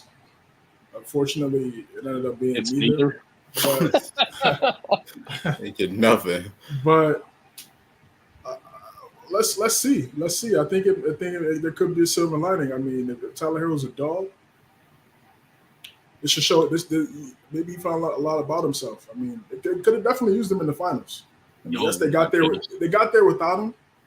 So you could argue like the defense from Strus and Vincent played a factor in them getting there, which I do agree with. But they did need that offensive spark from someone else on a consistent basis, consistent level. That's proven, right? And in those high scenario situations where they desperately needed that, opposite Jimmy Butler and Bam Adebayo. So it's kind of that give and take thing. Man, I mean, he should be motivated. Looking at some of the quotes from him, like during media day, he seems pretty motivated. So he didn't want to go. Tyler Hero, I should say. Tyler Hero. He said he didn't want to. He was glad Portland didn't take him. He didn't want to go to Portland. Well, and to see, I think this whole quote here is really more maybe healing those wounds too. Like, what if they came out and said, "Man, we really want to build, but the deal just fell through." Now you're going out here saying, "Hey, if we paid $30 million more, we still got the same player in Tyler Hero." Hey, okay, all right, guys, forget everything that's happened this offseason. Let's go. So I think it was maybe had more of that to do with it too. I mean, he should just be locked in, and he should understand that he's not untouchable like his two teammates. Yeah, and then that should make somebody go work harder, and I think he is going to work harder. I mean, he has improved, like you said. He went from kind of a guy that we looked at with a lot of upside, and then for him to win out, really a great accolade of 6th Man of the Year, get to the finals, and then unfortunately, he had just got hurt in that first round against Milwaukee with the hand injury, and he went down for the playoffs. But I think he can definitely have a breakout year for sure. I mean, the opportunities to score is going to be there. We know Jimmy isn't like he's a really good regular season player, but he's never in the MVP discussion type regular season guy, which I think hurts them. Emo. Yeah, that's different. That's different. But emo. Oh, you said emo. Oh my gosh. Come on, man. Well, I think with Hero, he there's opportunities there. I just want to see him lock in defensively. Now I know people even when he got drafted, people question his wingspan and does he have the wingspan to be a great defender? But again, that's all effort, bro. Like there's a bunch of point guards and guards that are great defenders, and they may not have the longest of wingspan. So I don't want to. I'm not about to. That's not an excuse to me. When you play for one of the best defensive head coaches in the league, so it's like I'm not trying to hear that about that, bro. Like you just go out there and lock up. You got Bam behind you. So like, what's the excuse? You can cheat with Bam back there. Yeah, there's no excuse. There's no excuse, man. And looking at them play against the Spurs. There's some guys on that team that look hungry. It looks like Strus and Vincent all over again. Just guys seeing the opportunities, and again, it's just what they do. It's just what they've done for so long. But back to this, they didn't view him as an upgrade. I could see that. I could see it. Bill does have some injury concerns over the last few years. Is he better than Hero? Of course. He's led the league in scoring in this league, so he's definitely, when he's on, he's one of the best. And with him and Butler and Bam, that would have been a great big three. But he goes to Phoenix. That's just what it is. And I just think for Miami now, nothing changes for them. They're just the underdogs again. They're a team that went to the finals, and now they're an underdog again. Like, that's just going to be their story. That's what their top guys are. And they're fine with that. Yeah, they're cool with that. That's they embrace it. They embrace it. So I'm excited. I'm excited to see what happens for Beal and Phoenix, and how Tyler Hero plays, because he was kind of the guy that no one really talked about. Everyone talked about the big stars, but he was always the player that was always going to have to be moved if they wanted to get said player. And that's why he did the little, got in his feelings on social media and changed profile pictures and Twitter headers and stuff. But what's up? Clean slate, new season, healthy. What are you gonna do? Miami must really believe in him, because the past 2-3 seasons, it's like, okay, they need to improve from Tyler Hero. Like we've said it. I've tried my best not to say it, but Miami is stuck true to him. Yes, there was a talking piece in the past 2 trades with Bill or Dame, but yet at the same time, they still, at the end of the day, held on to him. Right. So they believe in you, Tyler. It's your season to step up, man. No doubt. No doubt. He averaged 20, right? Somewhere around there, yeah. At least 20. I've seen it's like 40, but it's fine. Oh my God. Forgive me for saying this, but man, like it seems like, at least to the front office, man, they're really overrating Tyler Hero, man. And like, I'm not even trying to mean that in a disrespectful way. I think that he's a really good player, but man, it's like, you have the opportunity to get Damian Lillard, you got an opportunity to get Bradley Beal, you have an opportunity to elevate your chances of winning a championship. I mean, we get it, you know what I'm saying? Like, you give credit to this team. They were underdogs heading into this past year. They were underdogs in 2020, getting to the finals, pushing it 6 games against the Lakers in 2020. Then this past year, being able to win a game in that series. But like, to me, you got to capitalize, man. Like, you know what I'm saying? Jimmy Butler, we talk about guys like Harden and all these guys get up there in age. Jimmy Butler's getting no younger either. You know what I'm saying? So you gotta put him in the best position as far as winning a championship. And like I said, I like Hero. I think that Hero is a really good player, but Tyler Hero ain't no all-star to me. You know what I'm saying? I think his ceiling is 6 man. that's just me. Other people may think differently, and that's fine. Like, you know what I'm saying? Like, I don't think there's nothing wrong with that. He's just a good player that, in my opinion, has hit his ceiling. But it's just crazy to me how they have an opportunity to get these all-stars. And I get it, Bradley Beal has had his injuries over the past few years and everything. But you have an opportunity to get him. You have an opportunity to get Damian Lillard. And all you have to do is just add Hero to that package. But you're like, I don't know. Like, come on, man. Like, you know what I mean? Like, it's kind of wild to me, man. So it's like I said, I like Hero. I think he's a good player. And I think that he's going to bounce back this year and have a really good year for Miami. Because, it's like we said, of course, they were able to get to the finals without him this past year. Now, if he did play, they probably could have gotten 2 wins in that series against Denver. Who knows? But I don't know. I just feel like Miami they're not doing enough to me to help themselves capitalize and possibly elevate their chances of winning a championship. Because it's cool, I get it. You're bringing in the G League guys and you're helping maximize their potential. But at the end of the day, when you're going up against these teams, like, for example, Jokic and Murray, you're up against LeBron and AD. You know what I'm saying? Like, you're going up against like these teams or like these superstar caliber players. Like, you got to be able to elevate your chances. So it's like, that's just me when it comes to Miami. Of course, they're going to be in the mix just because of who they are and with the team that they have. But it's hard to really believe that they can win a championship when it's like they don't really do much to me to improve their roster. And I'm glad you said that, because there's a few players that are still free agent that I think that I jotted down that I think would be phenomenal. Well, phenomenal might be a little extreme. Would be really good for Miami to add right now. Will Barton is still not on the team, to my knowledge. He's still a free agent. I think that'd be a good pickup as guard, someone that can actually play good defense that'll fall right into Miami and still get you some points too. Another one, don't hate me on this one, is Blake Griffin. I think going to Miami could possibly be another Kevin Love. Just saying. Austin Rivers.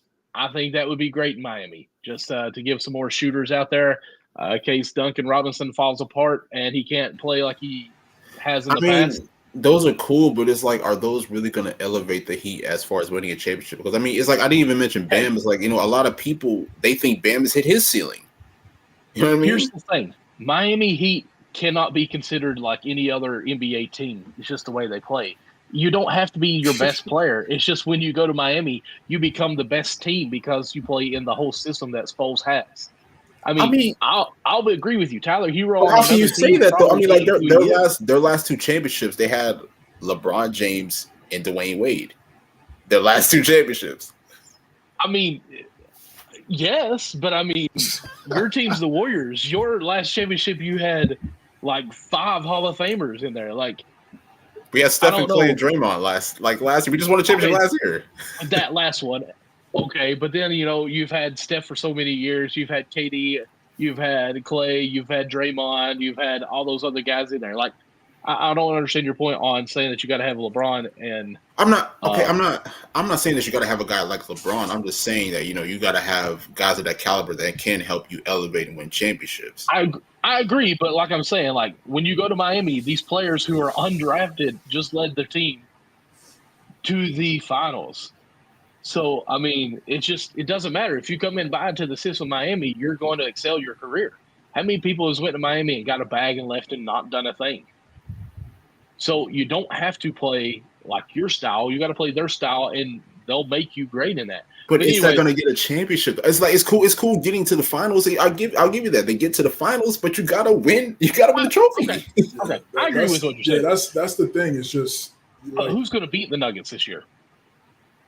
I mean, I think Phoenix has a chance. Milwaukee maybe. I think the Lakers have a good shot. Right. So to me, there's a big. You just mean overall, or it's in the West? Yeah, no, just overall. That's fine. Oh, yeah. Because to me, there's 3-4 teams, and that's it. Yeah, I mean, they're best team. Right. So there's big gaps, really. So if they can get back to the finals, did they not have a great season? The thing I think that Nick is saying is, and you notice too, it's you're walking a fine line doing with that system, like the way you guys have gone about it, getting the undrafted guys and then striking hot in the playoffs is like, and again, and yes, getting to the. I don't think the bubble team was that type of team though. Like I don't think that bubble team. I think that the year when you guys lost when Jimmy missed the 3 against at home, Boston, I mean, it was number 1 seed in the East. That wasn't the 8 seed, underdog going to the, so it's like this way though, being the 8. This is what I'm saying. It goes back to Jimmy Butler and being dominant in the regular season. They coasted in the regular season. The numbers from a scoring standpoint wasn't good. You just can't be like, you can't do like what LeBron was doing, like coasting in the regular. You just can't do, and yeah, he would get there and still lose, right? That's what I'm saying. We were hurt quite a bit during the regular season. We were probably the least to play together as a team. So I do think that goes into a little bit of that 8 seed spot. Now for sure, it's gonna be different now, but now you're bringing in new players now that are not acclimated to the system. Right. They have to be brought in and learn. Some of those guys that you brought up, like Will Barton, Austin Rivers, I think those are some solid pickups. But I think Blake Griffin is probably going to retire. I mean, he's already talking about it, so it's just like once you start talking about it, you're already probably on your way there. And he wasn't really playing and making an impact anyway under these last couple stops. So I think he might be done. But those other 2 guys, I think they could get spot minutes coming in. Can they get 8 to 10 points? No doubt, for sure. When Jimmy is out, and I'm looking at Caleb Martin. What's up? What's up? That's going to be the biggest. Like Caleb Martin and Hero, like that's their biggest factors. No doubt, they have to be.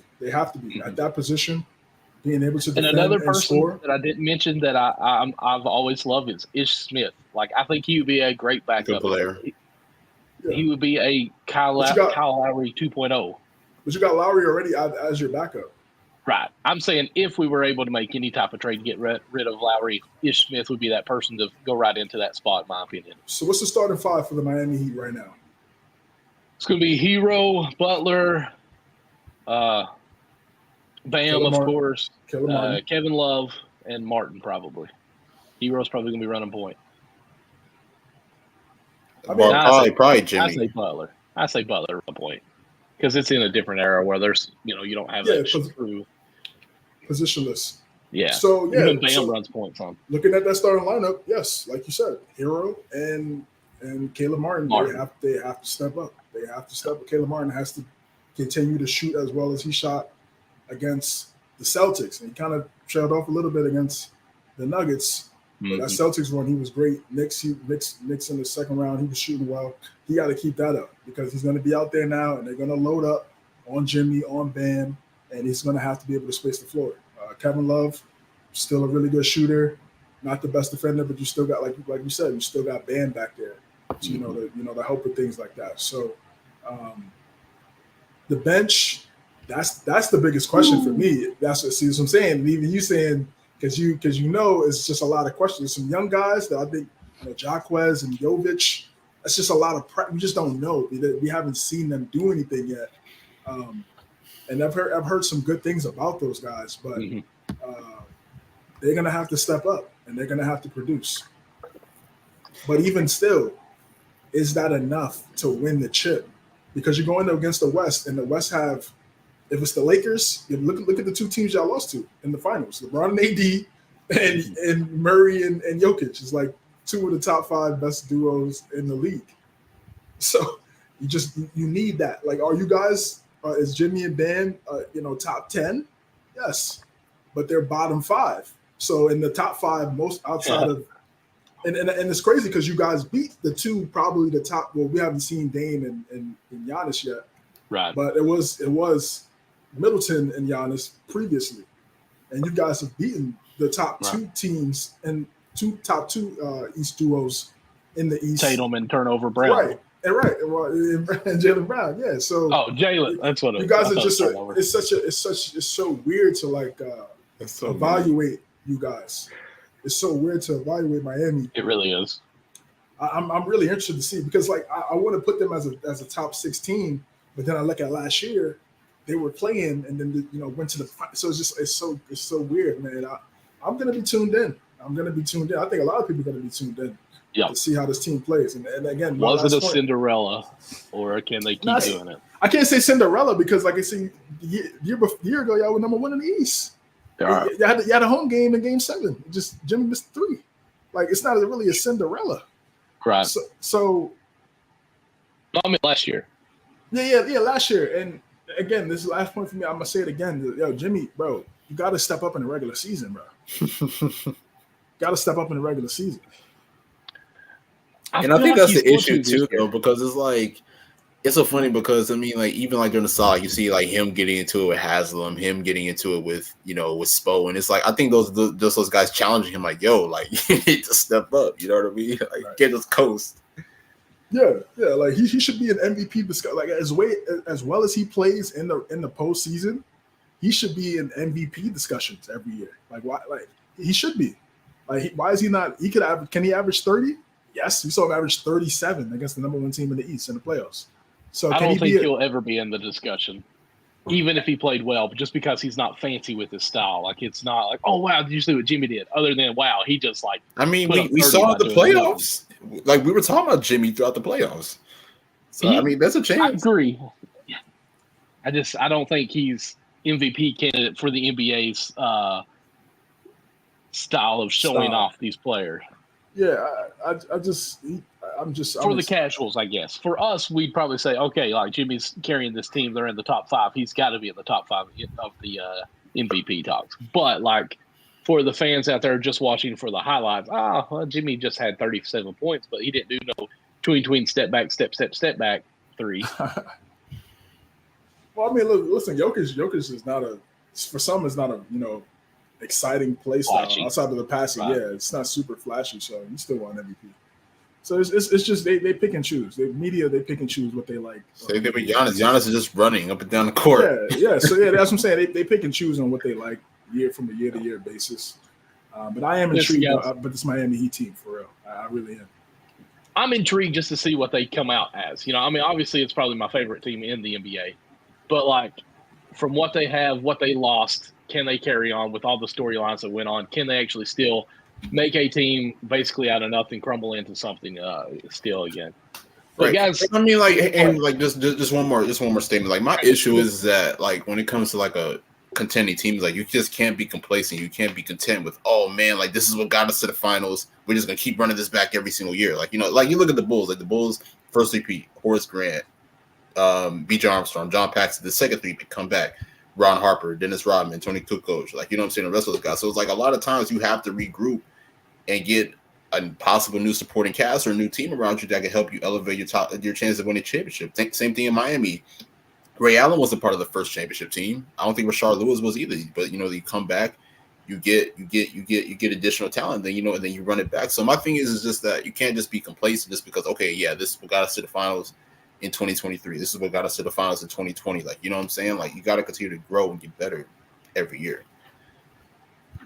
Facts. I 100% agree with you. I'm sorry, I'm shaking my head at Jokic's little dribble that he did on this highlight and still just throw up basically a 20-foot one-legged fall fadeaway shot. It's ridiculous. But anyways, guys, let's go ahead and jump on into our next breakdown segment. I guess it might be our last segment, but it's kind of full. We've got the Southwest Division preview, where we're going to break down Memphis, New Orleans, Dallas, Houston, and San Antonio. We've kind of dipped into some of this, so we might sound like we're repeating a little bit. I'll switch your camera here just a second. But let's go ahead and start off with guns a-blazing, the Memphis Grizzlies. Oh man, this is going to be a good year for them. I know that they're starting the season off without their best player. I get that 25 games is a good chunk of games, but I think they're going to be able to sustain. I think that this is going to be important for Jaren Jackson Jr. We saw he didn't really play well in the FIBA, playing for Team USA. How can you come back and not only have a better season, but elevate your game? Because right now, I mean, people are looking at him as the number one option, especially being the reigning defensive player of the year. So it's going to be crucial for him to step up. Obviously, Desmond Bane as well, but definitely Jaren Jackson Jr. to just be able to step up on both ends of the floor. Off-season, Marcus Smart, big pickup. He won Defensive Player of the Year in 2021. He helped the Celtics get to the finals in 2022. So he already knows what it takes to win at a high level. He's been in crucial playoff situations throughout the course of his career. We know what he brings on the defensive end, but also offensively, being able to knock down shots, being able to play make, being that starting point guard for Boston for so long. I think that he's going to be a good addition to this team moving forward. And I don't know, maybe he might be starting in the backcourt when John comes back in and John in the backcourt, but if they do that, it'd be good as well. Derrick Rose as well. I don't know how big his opportunity is, but I mean, I love the statement that him and Marcus Smart made and during media day, saying that, hey, we're not here to babysit, which is good because I mean they're just here to lead. They're just here to show the young guys what it takes to play at a high level in the NBA, and then of course win at a high level. Because I mean, even though Memphis had some recent success, they haven't been to the conference finals. They haven't been to the NBA finals. So you're looking at two guys who have been there. So I think that's going to be very crucial for them. I think Memphis is going to be fine. I think they're going to be a really good team. I mean, I mentioned Jaren Jackson. I mentioned Desmond Bane. They still got Steven Adams, in the middle as the rim protector. So that's going to be crucial as well. But then, of course, other guys as well. I mentioned Zaire Williams. I'm hoping that he can get more opportunities moving forward. And then other guys as well. So I think they win 49 games. I mean, I know that, Ja's missing a good amount of time, but I still think that they're good enough to at least sustain some capability, and then, of course, at least be a top 5 team in the Western Conference. For the Grizzlies, I'm gonna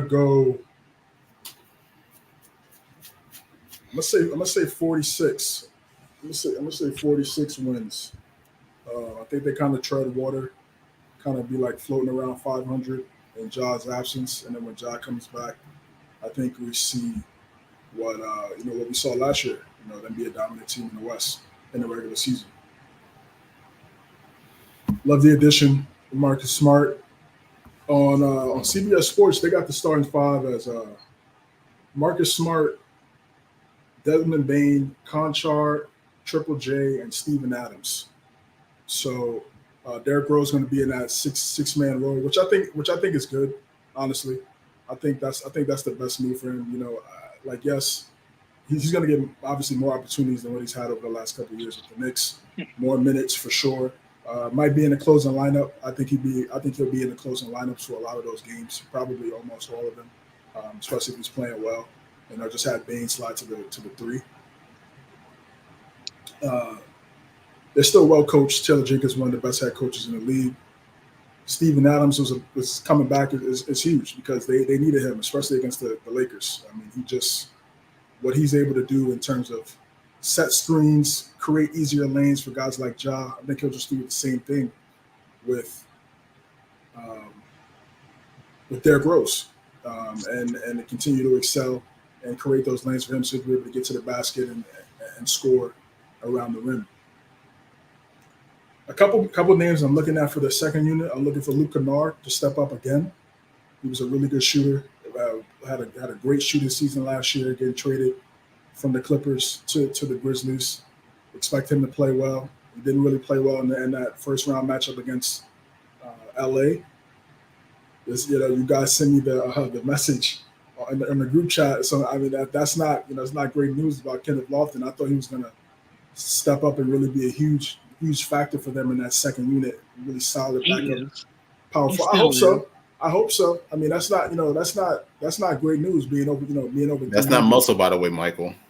Yeah, it's stable muscle. Okay. I don't know. Maybe he was. I don't know. Maybe he was dealing with an injury. I don't know about that report. We just saw the graphic. We don't know the validity of it and who was reporting and how true the sources are. But if that is true, that's kind of concerning. Because this look like a year where he's going to be able to play a lot, and there's still opportunity for it. But he has to be in great shape. He has to be in condition, and I think he could definitely help them in that second unit. His skill set. There's not a lot of players that play like him, especially at a backup power forward. There's not a lot of backup power forwards that play like him. So he should be able to excel. And it's not even just from the standpoint of just the weight, just from like offense. It's for defense. Guys are gonna switch. They're gonna set screens and have you out there on the island with their top best players. You have to be able to defend and at least try to get stops. You can't just be out there being a turnstile. So, hopefully, over these last couple of weeks and the last couple of months or so, he's been locking in, getting in shape, getting ready to go for the season because they're going to need him, no doubt. But Brandon Clark not being there, they need some front court help because he's out with the Achilles injury. Who knows when he's going to come back, right? And prayers up, obviously, for him. Xavier Tillman, solid backup big.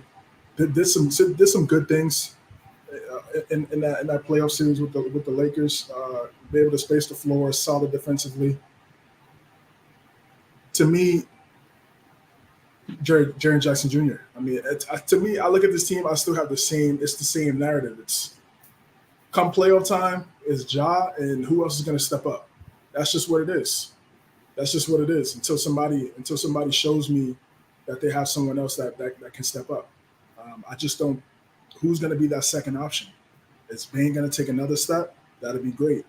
Is Triple J going to take that another step, or he just wants to be kind of a third option, great two-way player, which is cool. But come playoff time, teams are going to try to load up and make things difficult for Morant.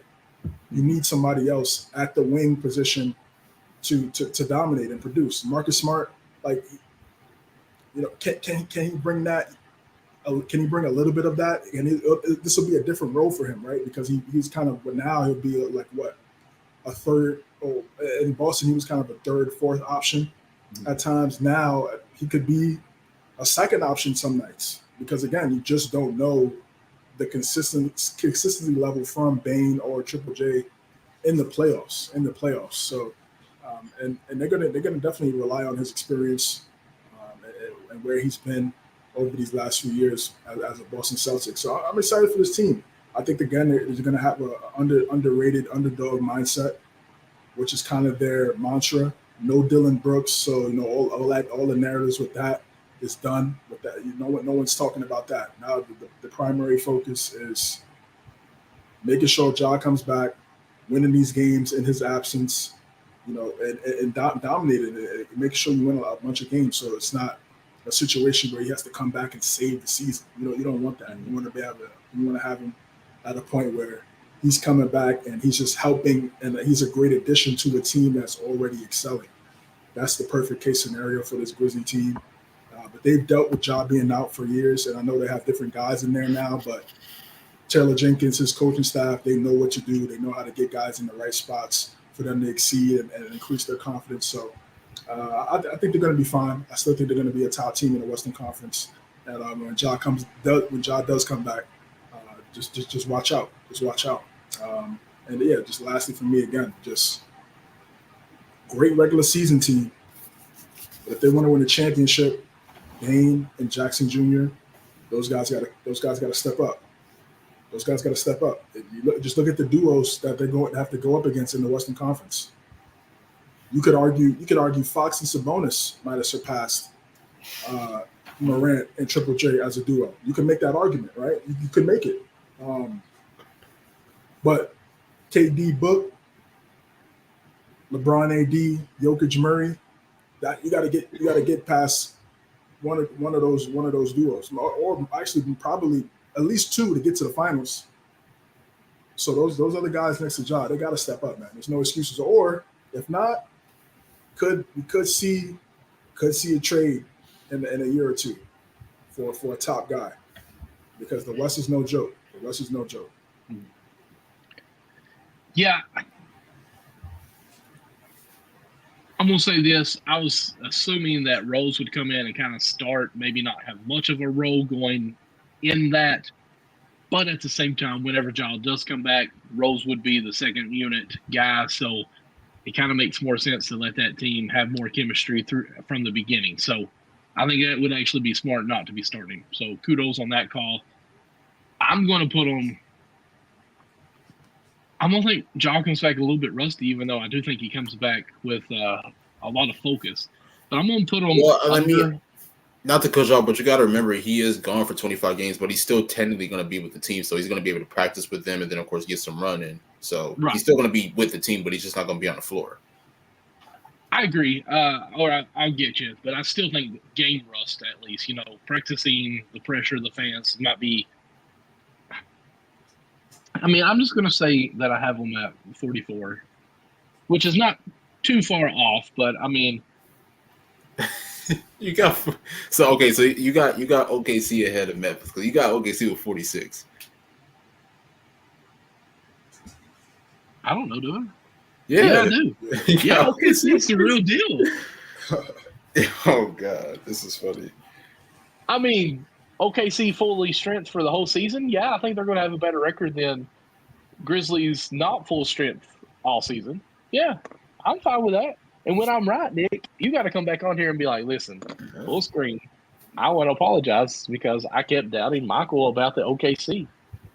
And I'm going to say, that's right. When Ja comes back. All right, so anything else that we need to cover with the Memphis Grizzlies? Just keep pushing, man. The West, like CJ said, I mean, the West is no joke. The West is going to continue to get better. And I mean, we're seeing that. The champions come out of the West yet again. So let's go on with the other team that is also having issues off season, on camera, off camera. The New Orleans Pelicans. Guys, on paper, this team looks good. On the roster, it really looks good. On the court, that paper is not on there. What are the problems on the court? Is usually the team isn't on the court. Like that's the same. Like I mean, when they're on the court, they're playing well. It's just they got to get on the court.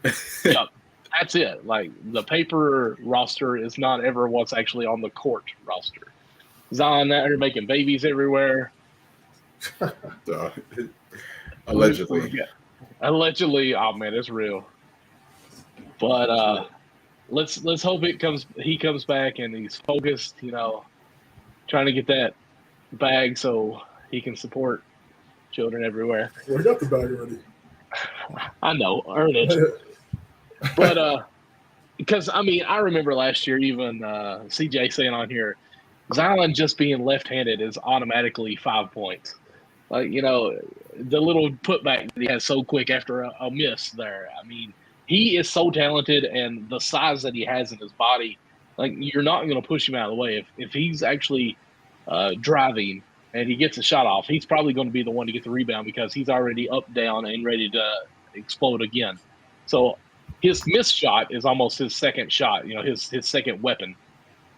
B.I., who has been continuing to grow, really, I still feel like. I mean, he's still a top player that's young because he's in his 20s still, ain't he? Yeah. 26, 27, something like that. 26 now. I do think CJ is getting close to his prime being over. But I think with this team, if the other guys are healthy, CJ doesn't have to be You think CJ's still in his prime? To the end of it. That's what I'm saying. Like, I think he's what, 34, maybe somewhere in that area. I think so. I think with Valanciunas, I was like 32 or something like that. I think he might be 30 because remember, I think he was a 4-year guy. Yeah, that's true. Yeah. And of course, with the elite center they have with Valanciunas, where you guys got them finished as far as the win-loss column? What did I choose? I got the Pelicans. It's crazy. I got them with 42 wins, and that's only because I got to see if they can stay healthy. Like, when they're on the court, when everybody's together, that's not an issue. You know, Zion can emerge as an MVP candidate. You know, we saw what he was able to do last year when he was on the court. But that's the thing, is can he stay on the court? And on top of that, we need to see both him and Ingram play together, because I think that's something that, you know, we haven't seen really a full package of. So that's something that's up in the air as well. But I mean, besides that, I mean, I think the Pelicans are going to be good. You know, two guys that I love, Herb Jones and Trey Murphy. Like, those guys, they're going to continue to elevate. Herb Jones is an elite defender, an elite perimeter defender. Trey Murphy, you know, we saw what he was able to do on both ends of the court as well. Those are two guys that I'm expecting to take a leap as well. And then, of course, you know, we talked about Alvarado earlier and everything. So I think the Pelicans are obviously still going to be there, like, pretty good when they're healthy. It's just all about, can they stay on the court? I wanted to ask y'all, but I mean, we could probably wait till after this segment. Like, you know, when you take both teams healthy, like, which teams do you think is better between the Pelicans and the Sacramento Kings? Y'all don't have to answer now, but y'all can wait to possibly after y'all talk or everything, and then, you know, and then of course give y'all's opinion. But like I said, I mean, the Pelicans still gonna be good. I still see them I mean, if healthy, I can see them getting into the playoffs. They may be play-in bound, but they could possibly find a way. Because like we said, I mean, you know, they ended up getting into the play-in, then lost to OKC, and then, you know, there's a lot of controversy about Zion was available, but then he decided not to play. I mean, you know, it is what it is at the end of the day. But healthy Pelicans, I believe in them. But it's all about staying healthy on the court. So I want to ask real quick, you think a healthy all season long Pelicans are worse than Ja 25 absent Grizzlies? A healthy Pelicans is worse than the Grizzlies? Uh-huh. I think they're neck and neck, honestly. I mean, we're talking about the Grizzlies without Ja. I mean, I picked them to win. I mean, I picked them to win 49 games, which I'm projecting Ja to play 57. Hopefully he doesn't get hurt after he does come back. But honestly, I think they're kind of neck and neck. Because, I mean, even though the Pelicans have a good roster, but I personally don't think that they're on the level of the Grizzlies yet. I think they're like kind of a tier below. But like I said, I mean, we have to see them fully healthy. I mean, obviously, like we said, Zion when healthy, they were a top 3-4 seed in the Western Conference. I mean, there's no debate about that. But they got to quit talking about the Pelicans then, because the more we're talking about them, the more hype I'm getting on them, just even thinking about the roster and everything. CJ, what do you got on them? I got 44 wins, just because, again, just the injury concern, not just from Zion too, also from BI. He missed a lot of time as well. And Valanciunas. If you want to go from a roster standpoint, both teams healthy, who would I take between the Kings and the Pelicans in the 7-game series? That's what you're asking me? Yeah. Both teams healthy, I would take the Pelicans. I don't think Sabonis cannot guard. He can't guard a boy. Oh my god. I just think we'll see what McGee can bring on Sacramento, but I just think they're too small. And Valanciunas, and he's not a great defensive big, but I think they could kind of get away with that if they went up against a team like the Kings, because they don't have a great defensive big either. And I think Sabonis will get in foul trouble a lot in that series. BI and Harrison Barnes, come on. Keegan Murray would be the X factor again. I mean, I've said this so many times on the show. Keegan Murray would be the X factor. He's the X factor for them going forward, just from a franchise standpoint. But I think the Pelicans have the better depth too. I mean, you got Herb Jones, Trey Murphy, Alvarado, Larry Nance Jr., Dyson Daniels, second year. No doubt. I'm taking the Pels in a 7-game series against the Kings. Against the Grizzlies, taking the Pels in a 7-game series. Jared Jackson Jr., defensive player of the year. He can't guard Zion either. So Steven Adams versus Jonas Valanciunas, that's a good battle. Both guys like to get the offensive rebounds. That's a good battle.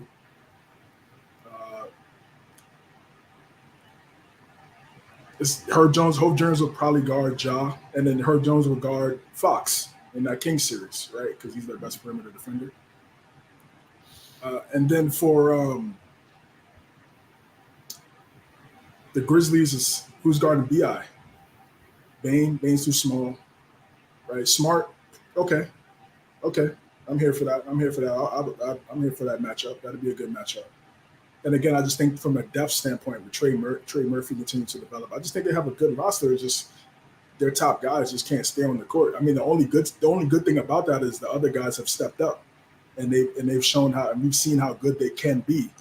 But the bad part is the top guys can't stay on the court, and we can't see how good they are as a collective. And that's why they're such a team that it's tough to really hype them up like we did last year, or like me and Michael did last year, and try to put them on this like pedestal. But they just let us down because of their injuries. So that's why I'm going with 44 wins. I can't foresee those guys playing 65 games. I can't see that right now because history is showing that they haven't been able to do that. I got about 45 wins. Yes, right around the same. Yeah, I feel like the Pelicans, when healthy, are a very dominant team. You got them better than the Grizzlies too? I do have them better. I don't know. He's got Grizzlies 46 and the Pelicans 44. I'm about to say, didn't you have the Grizzlies 44? 44. I put them Pelicans 45. I got them beating the Grizzlies by one game. But no, I mean, when they're there, they're great. That's just it. They got to be there. They're like the poor man's Clippers, really. Let's just be honest. Yeah, that's exactly what they are. They're younger version of the Clippers. Yeah. So, as far as healthy Pelicans against Kings, I'm going to say on paper, Pelicans are the better team. Schematic, though, I don't know if Zion can keep up with that fast-paced offense that the Kings run. Just size-wise and everything on that. Even Adams, I think, would hinder a little bit. So I think at least the speed of Kings will help that advantage a little bit. But I do still going to take Pelicans over in the series. But I think the Kings would make it a lot closer. Sabonis, yes, is definitely a hindrance on defense and everything on that. But I do think their speed and the way that they play, their whole system on offense would cause problems for their counterpart of their defense there. So I do think it'd be a lot closer because it'd be one slow down the ball, isolation, the other one fast as can go, and a lot of motion, constantly moving. So I think it'd be a fun matchup, but I would say Pelicans definitely by paper, just size, the star power, I would go Pelicans. But I could see the Kings upsetting that, and I would be okay with it. Yeah, I see a 6 or 7 game series either way. Yeah. I don't see like German sweep or not like that. I'm not crazy. Right. But I think it's a highly competitive team, and man, like they got a little taste of playoffs last season. Exactly. And it was going to be interesting to see which one of those young cores could get over the hump. After the Suns and the Lakers and the Nuggets do what they do for the next couple of years. Who's going to be that next? Go get Cousins. Cousins done, in my opinion. I don't think he's done from a talent perspective. But I just think I'm about to say I think he's still valuable. I don't think as a second string big.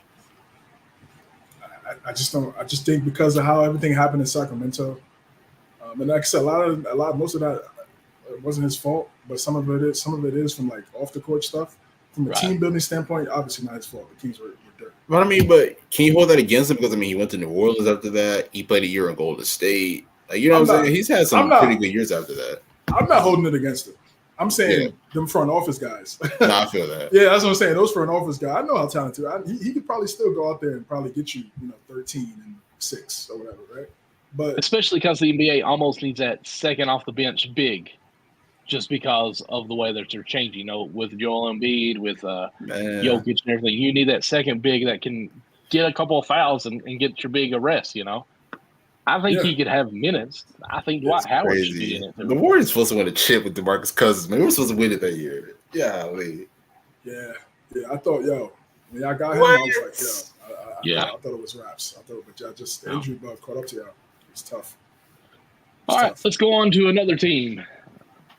Let's move on over to the big state, and let's talk about the Mavs.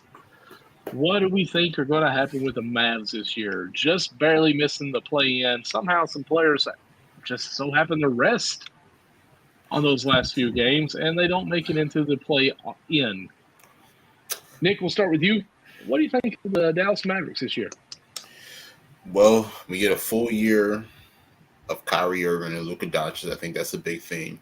The Mavs is crazy because they were 29 and 26 before Kyrie got there. So they were on pace to make the playoffs. Then after the trade, they went 9 and 18. So, I know a lot of people are going to want to – a lot of people, they're going to want to point the finger at Kyrie and everything. I think it was a little bit of everything. I think it was like lack of adjustments by Jason Kidd.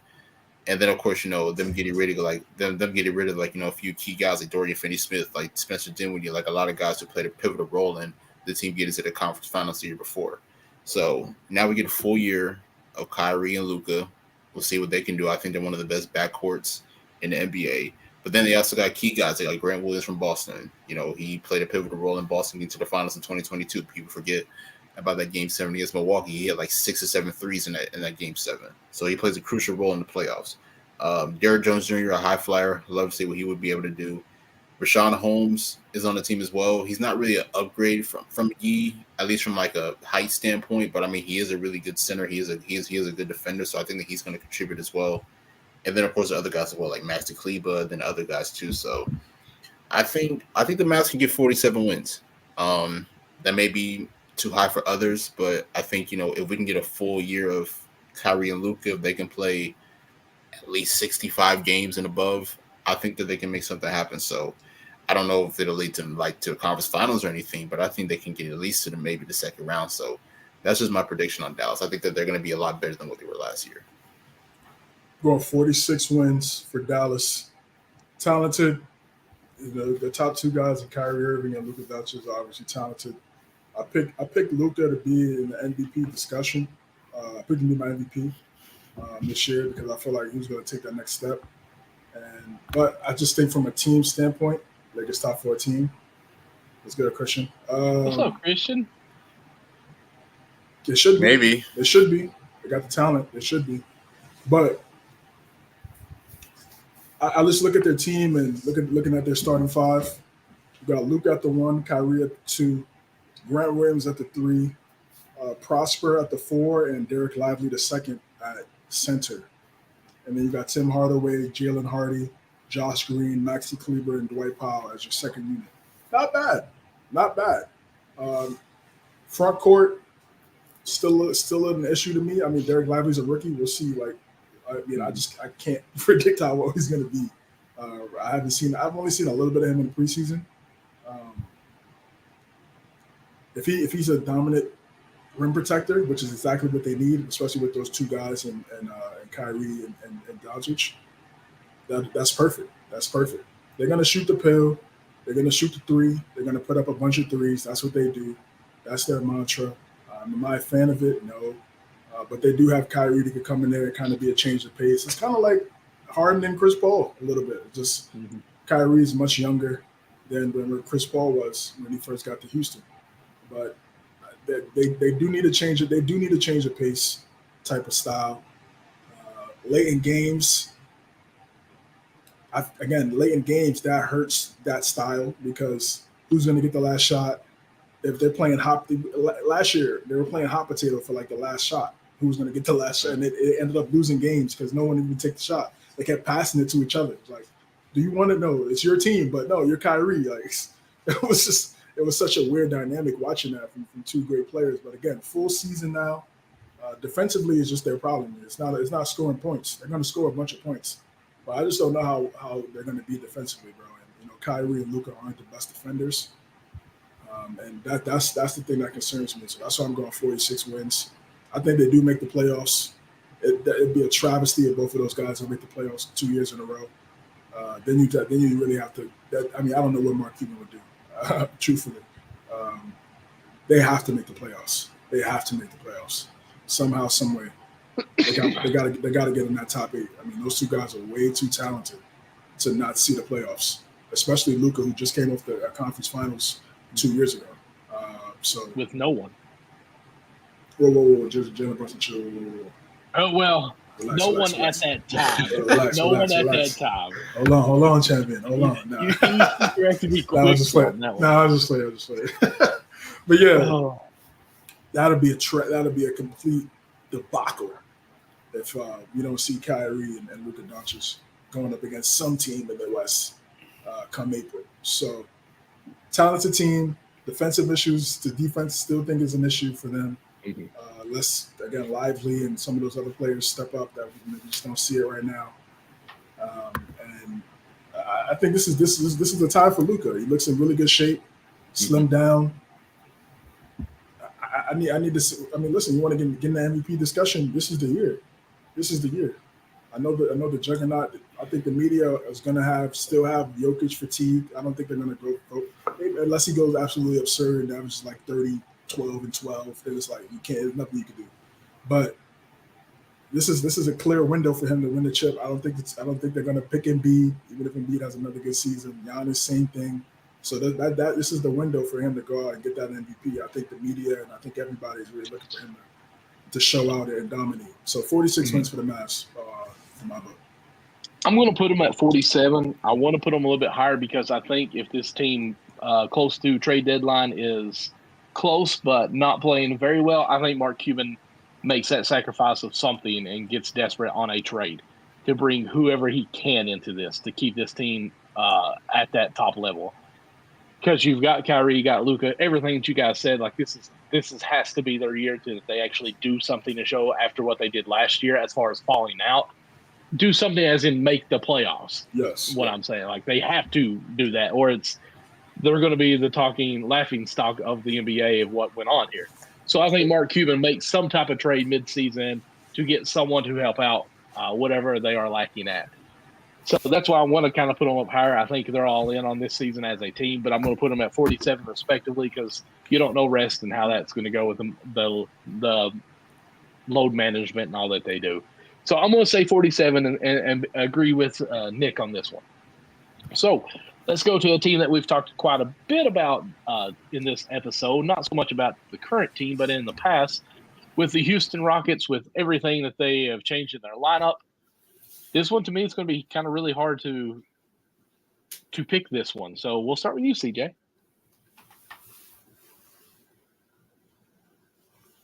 Y'all mute. Just going to the depth chart real fast. Okay, you good? Okay, so because who do they even have? They changed so much. Yeah, as it stands right now, they have Van Vliet at the 1, Jalen Green, Dylan Brooks, Jalen Smith, and Alperen Şengün at the 5. And then at their second unit is Thompson, Reggie Bullock, or they must have brought Bullock in off waivers, Tari Eason, Jock Landale.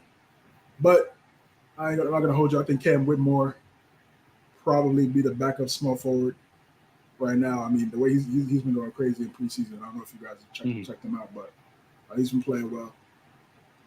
I think he's going to be a really good player. And with this guy, pretty much throwing his career away, it creates an opportunity at that wing position for a guy like Cam Whitmore to come in there. Dropped to 20. I think it was 19 or 20. Nova. 20. 20, yeah. So I like this team. I don't know. I'm going to go. I'm going to say 22 and 60. I'm going to say 30. I'm going to say 34. I'm going to say 34 wins. I'm going to say 34 wins. I think they missed the playoffs. I think they're probably like maybe 11th or 12th in the West. I think they have the talent. I think it's going to take some time for all of these guys to mesh and figure things out. So, they might look good, but they might lose games. I can definitely see them being one of those teams that look like, they should have won that game, but just they couldn't figure everything out. Who's the guy? I know Van Vliet was kind of the second guy in Toronto. Who's the guy? And who's the guy out of Green, Smith, and Şengün?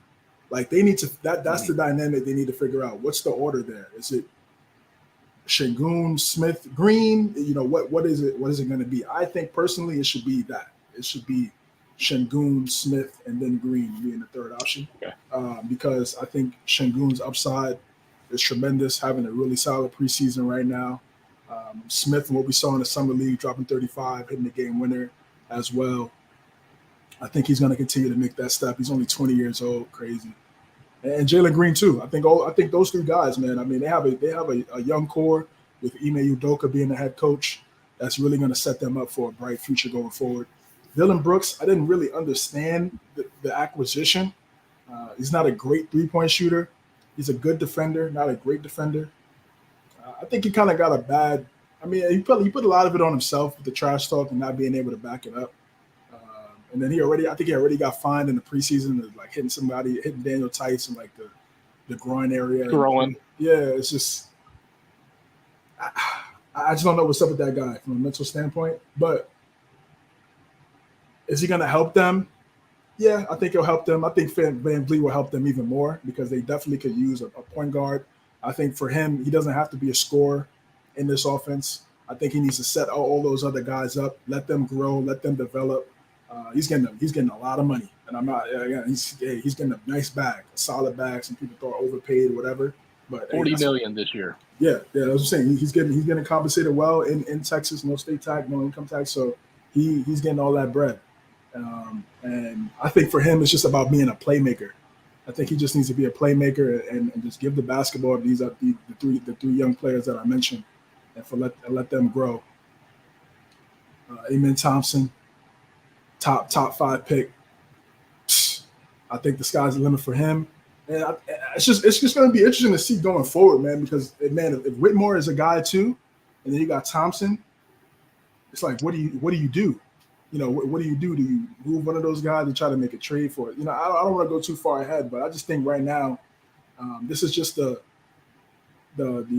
first year with all of these guys, and I just think it's going to take some time for them to figure it out. So that's why I'm going to go 34 wins, but they are really talented. They have a lot of upside, and I'm really high on Şengün, Smith, and Green. So I think it's just a matter of them figuring out how to play and who's gonna be able to run that offense and make sure they win a lot of games from a defensive standpoint. Like I said, I like Smith. I mean, he's 6'10". He played at Auburn. Bruce Pearl played some really good defense. Him and Kessler did some really good things over there in the SEC. Obviously, Michael knows watching that conference. So, man, this team's going to be good. I think they're going to be a team where it's like they could beat some teams where you look on the schedule like, they shouldn't win that game. And then you're watching the game like, wow, these guys are kicking up. They're doing a great job. And definitely don't see 22-60. I think this is the year where, like we see OKC last year, where you see the promise, and then the following year you're like, okay, now it's time to potentially maybe get in the play-in. If a team falls off that we expect to be good, they could maybe get in that playoff, type scenario. So that's my thoughts on the Rockets. High upside though. Yeah, I think the Rockets are kind of in that same predicament as the Pistons, the Magic, not necessarily playoff contenders, but a bright future ahead. I have them winning 35 games. Okay. And I think the acquisitions of guys like, Fred VanVleet, Jeff Green, those are two guys who are champions. Jeff Green's coming off a championship with Denver. So I think those are two key pickups. I know that they're a little up there in age. I know that Jeff Green definitely up there in age. I think VanVleet's still under 30 or something like that. So, he's still got some years ahead of him, but having a veteran like that who knows what it takes to win at a high level, I think it's going to be big for the young guys.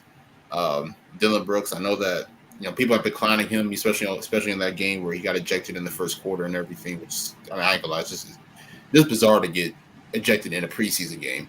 But honestly, I think from a defensive standpoint, I think that he definitely can help the team. That's why I can possibly see him starting at the wing right next to possibly VanVleet and Jalen Green. Have Dylan Brooks at the 3-man position, and then of course you add it up. We know with Jabari Smith Jr. and Alfred Sengun.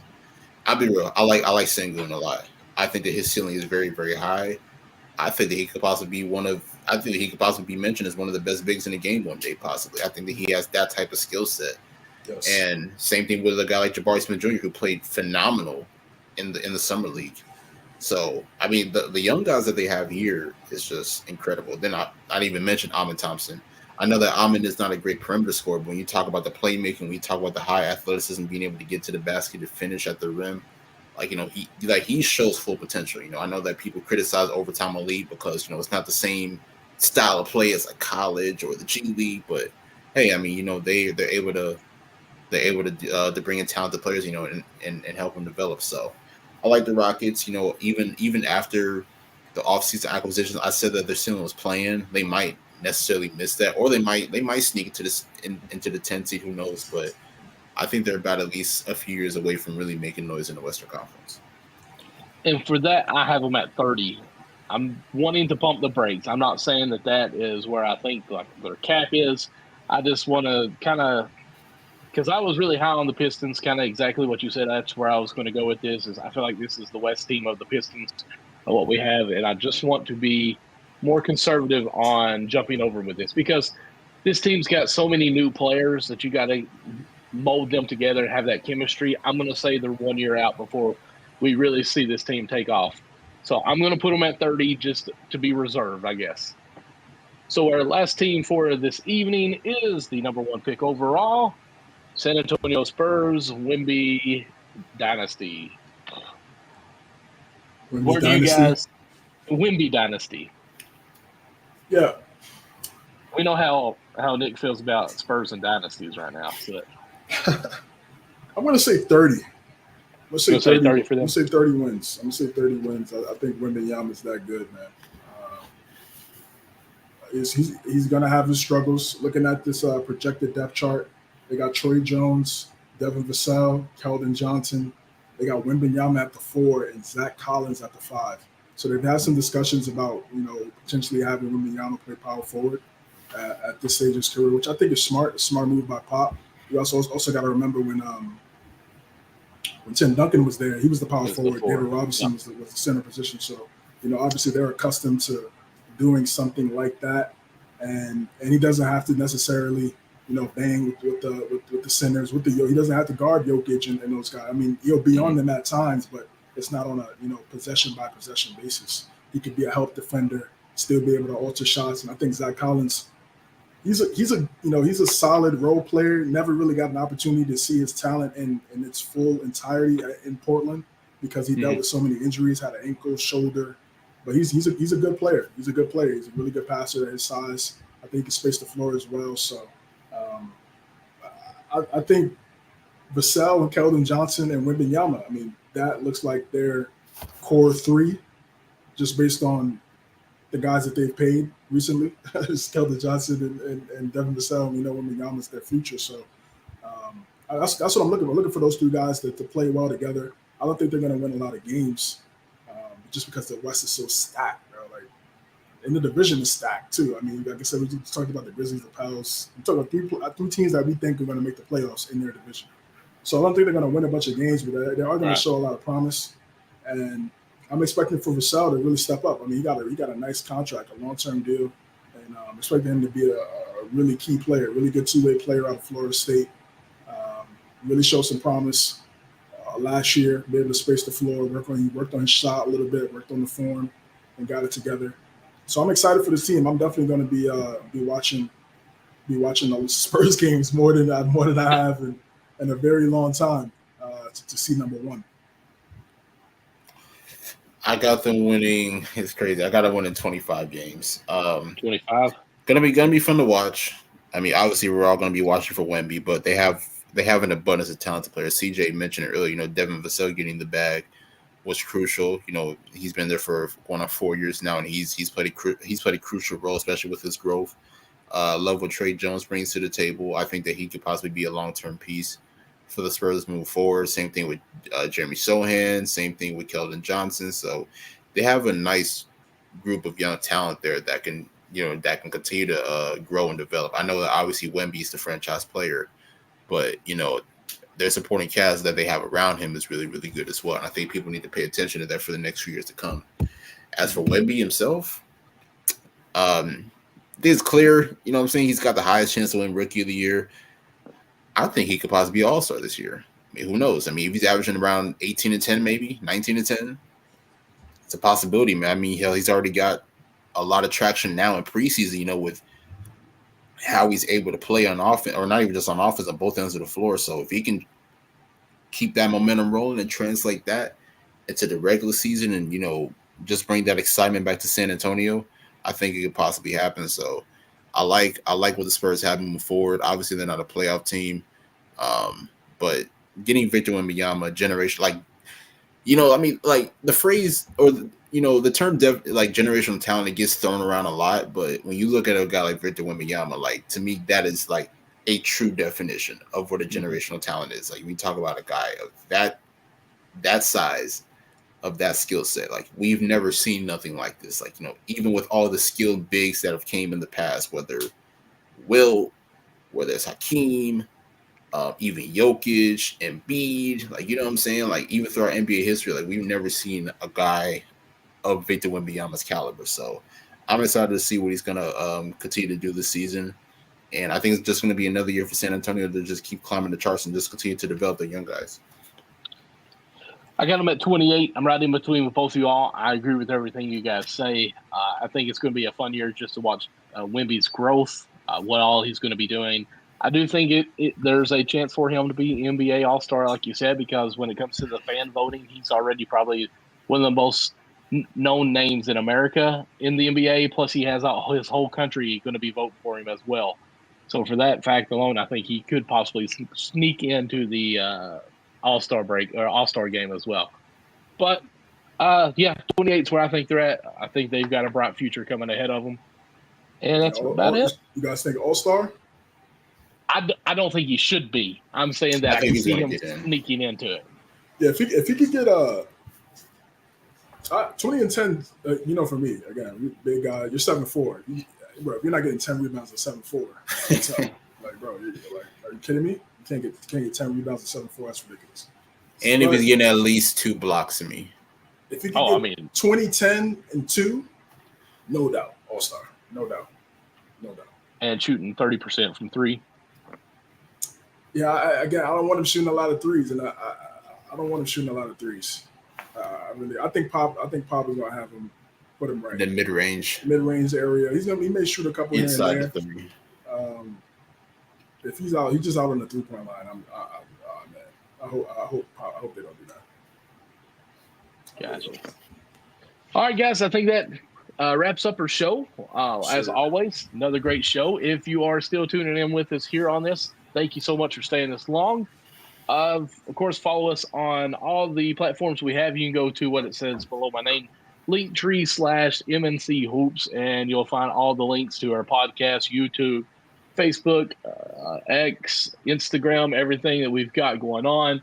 We appreciate everything that you guys do, the subscriptions, the likes, the subscribes, the whole 9 yards. That's what I already just said. And the follows is what I meant to say. We appreciate everything that you guys do. Nick, CJ, where can they find you guys at? Yes, sir. Follow me on X and Instagram at NickAndreATR. Make sure to check out my show, For the Love of the Game. We've been kicking out the previews. We just put out 3 episodes this past week. We got another one coming out tomorrow, another one Thursday, another one on Saturday. So be on the lookout for those. Make sure to follow that on Love with TGB Ball on Twitter or X, whatever you want to call it. Right. Make sure to subscribe on all platforms, any platform that you listen to your podcast, Apple, Spotify, iHeart, whatever it is, and definitely give us 5-star reviews. I think that I am, and also we are MCOs are deserving of that. Yes, sir. CJames9 _ on X, CJ.James9 on IG, CJ vs. the World on YouTube as well for the gaming channel. Yeah, man, just look out for me, man. Just pushing out content. Season's right around the corner, and more importantly, on Tuesday, October 24th, yes, sir, 7:30. We'll be live. We'll be live like around 7:20, 7:25. Get a couple people in there to watch the game. So look out for us. Nuggets, Lakers, and who's playing the second game? I can't remember. Suns and Warriors. Yeah. That makes sense. Do it. All right, you can find me, MDLawson00 on all my social medias. Also, you can follow my second channel, second show that I have is Cats Chat Pod. There it is. Everything Kentucky sports, football, basketball, baseball, volleyball, whatever it is, we talk it, even some local sports as well. I'm a little nervous because this Wednesday, I think we may actually, for a live show, we may actually try to open up to some calls and let some people vent about Kentucky football. I'm afraid on how it may end up going, but we're going to see how that works out and try it and test the waters with that. If it goes good, we'll try to bring that over to MNC Hoops as well and see how we can do some call-ins with you guys because interaction is what we really love. But until next time, guys, you guys have a great one, and thank you all so much. This is...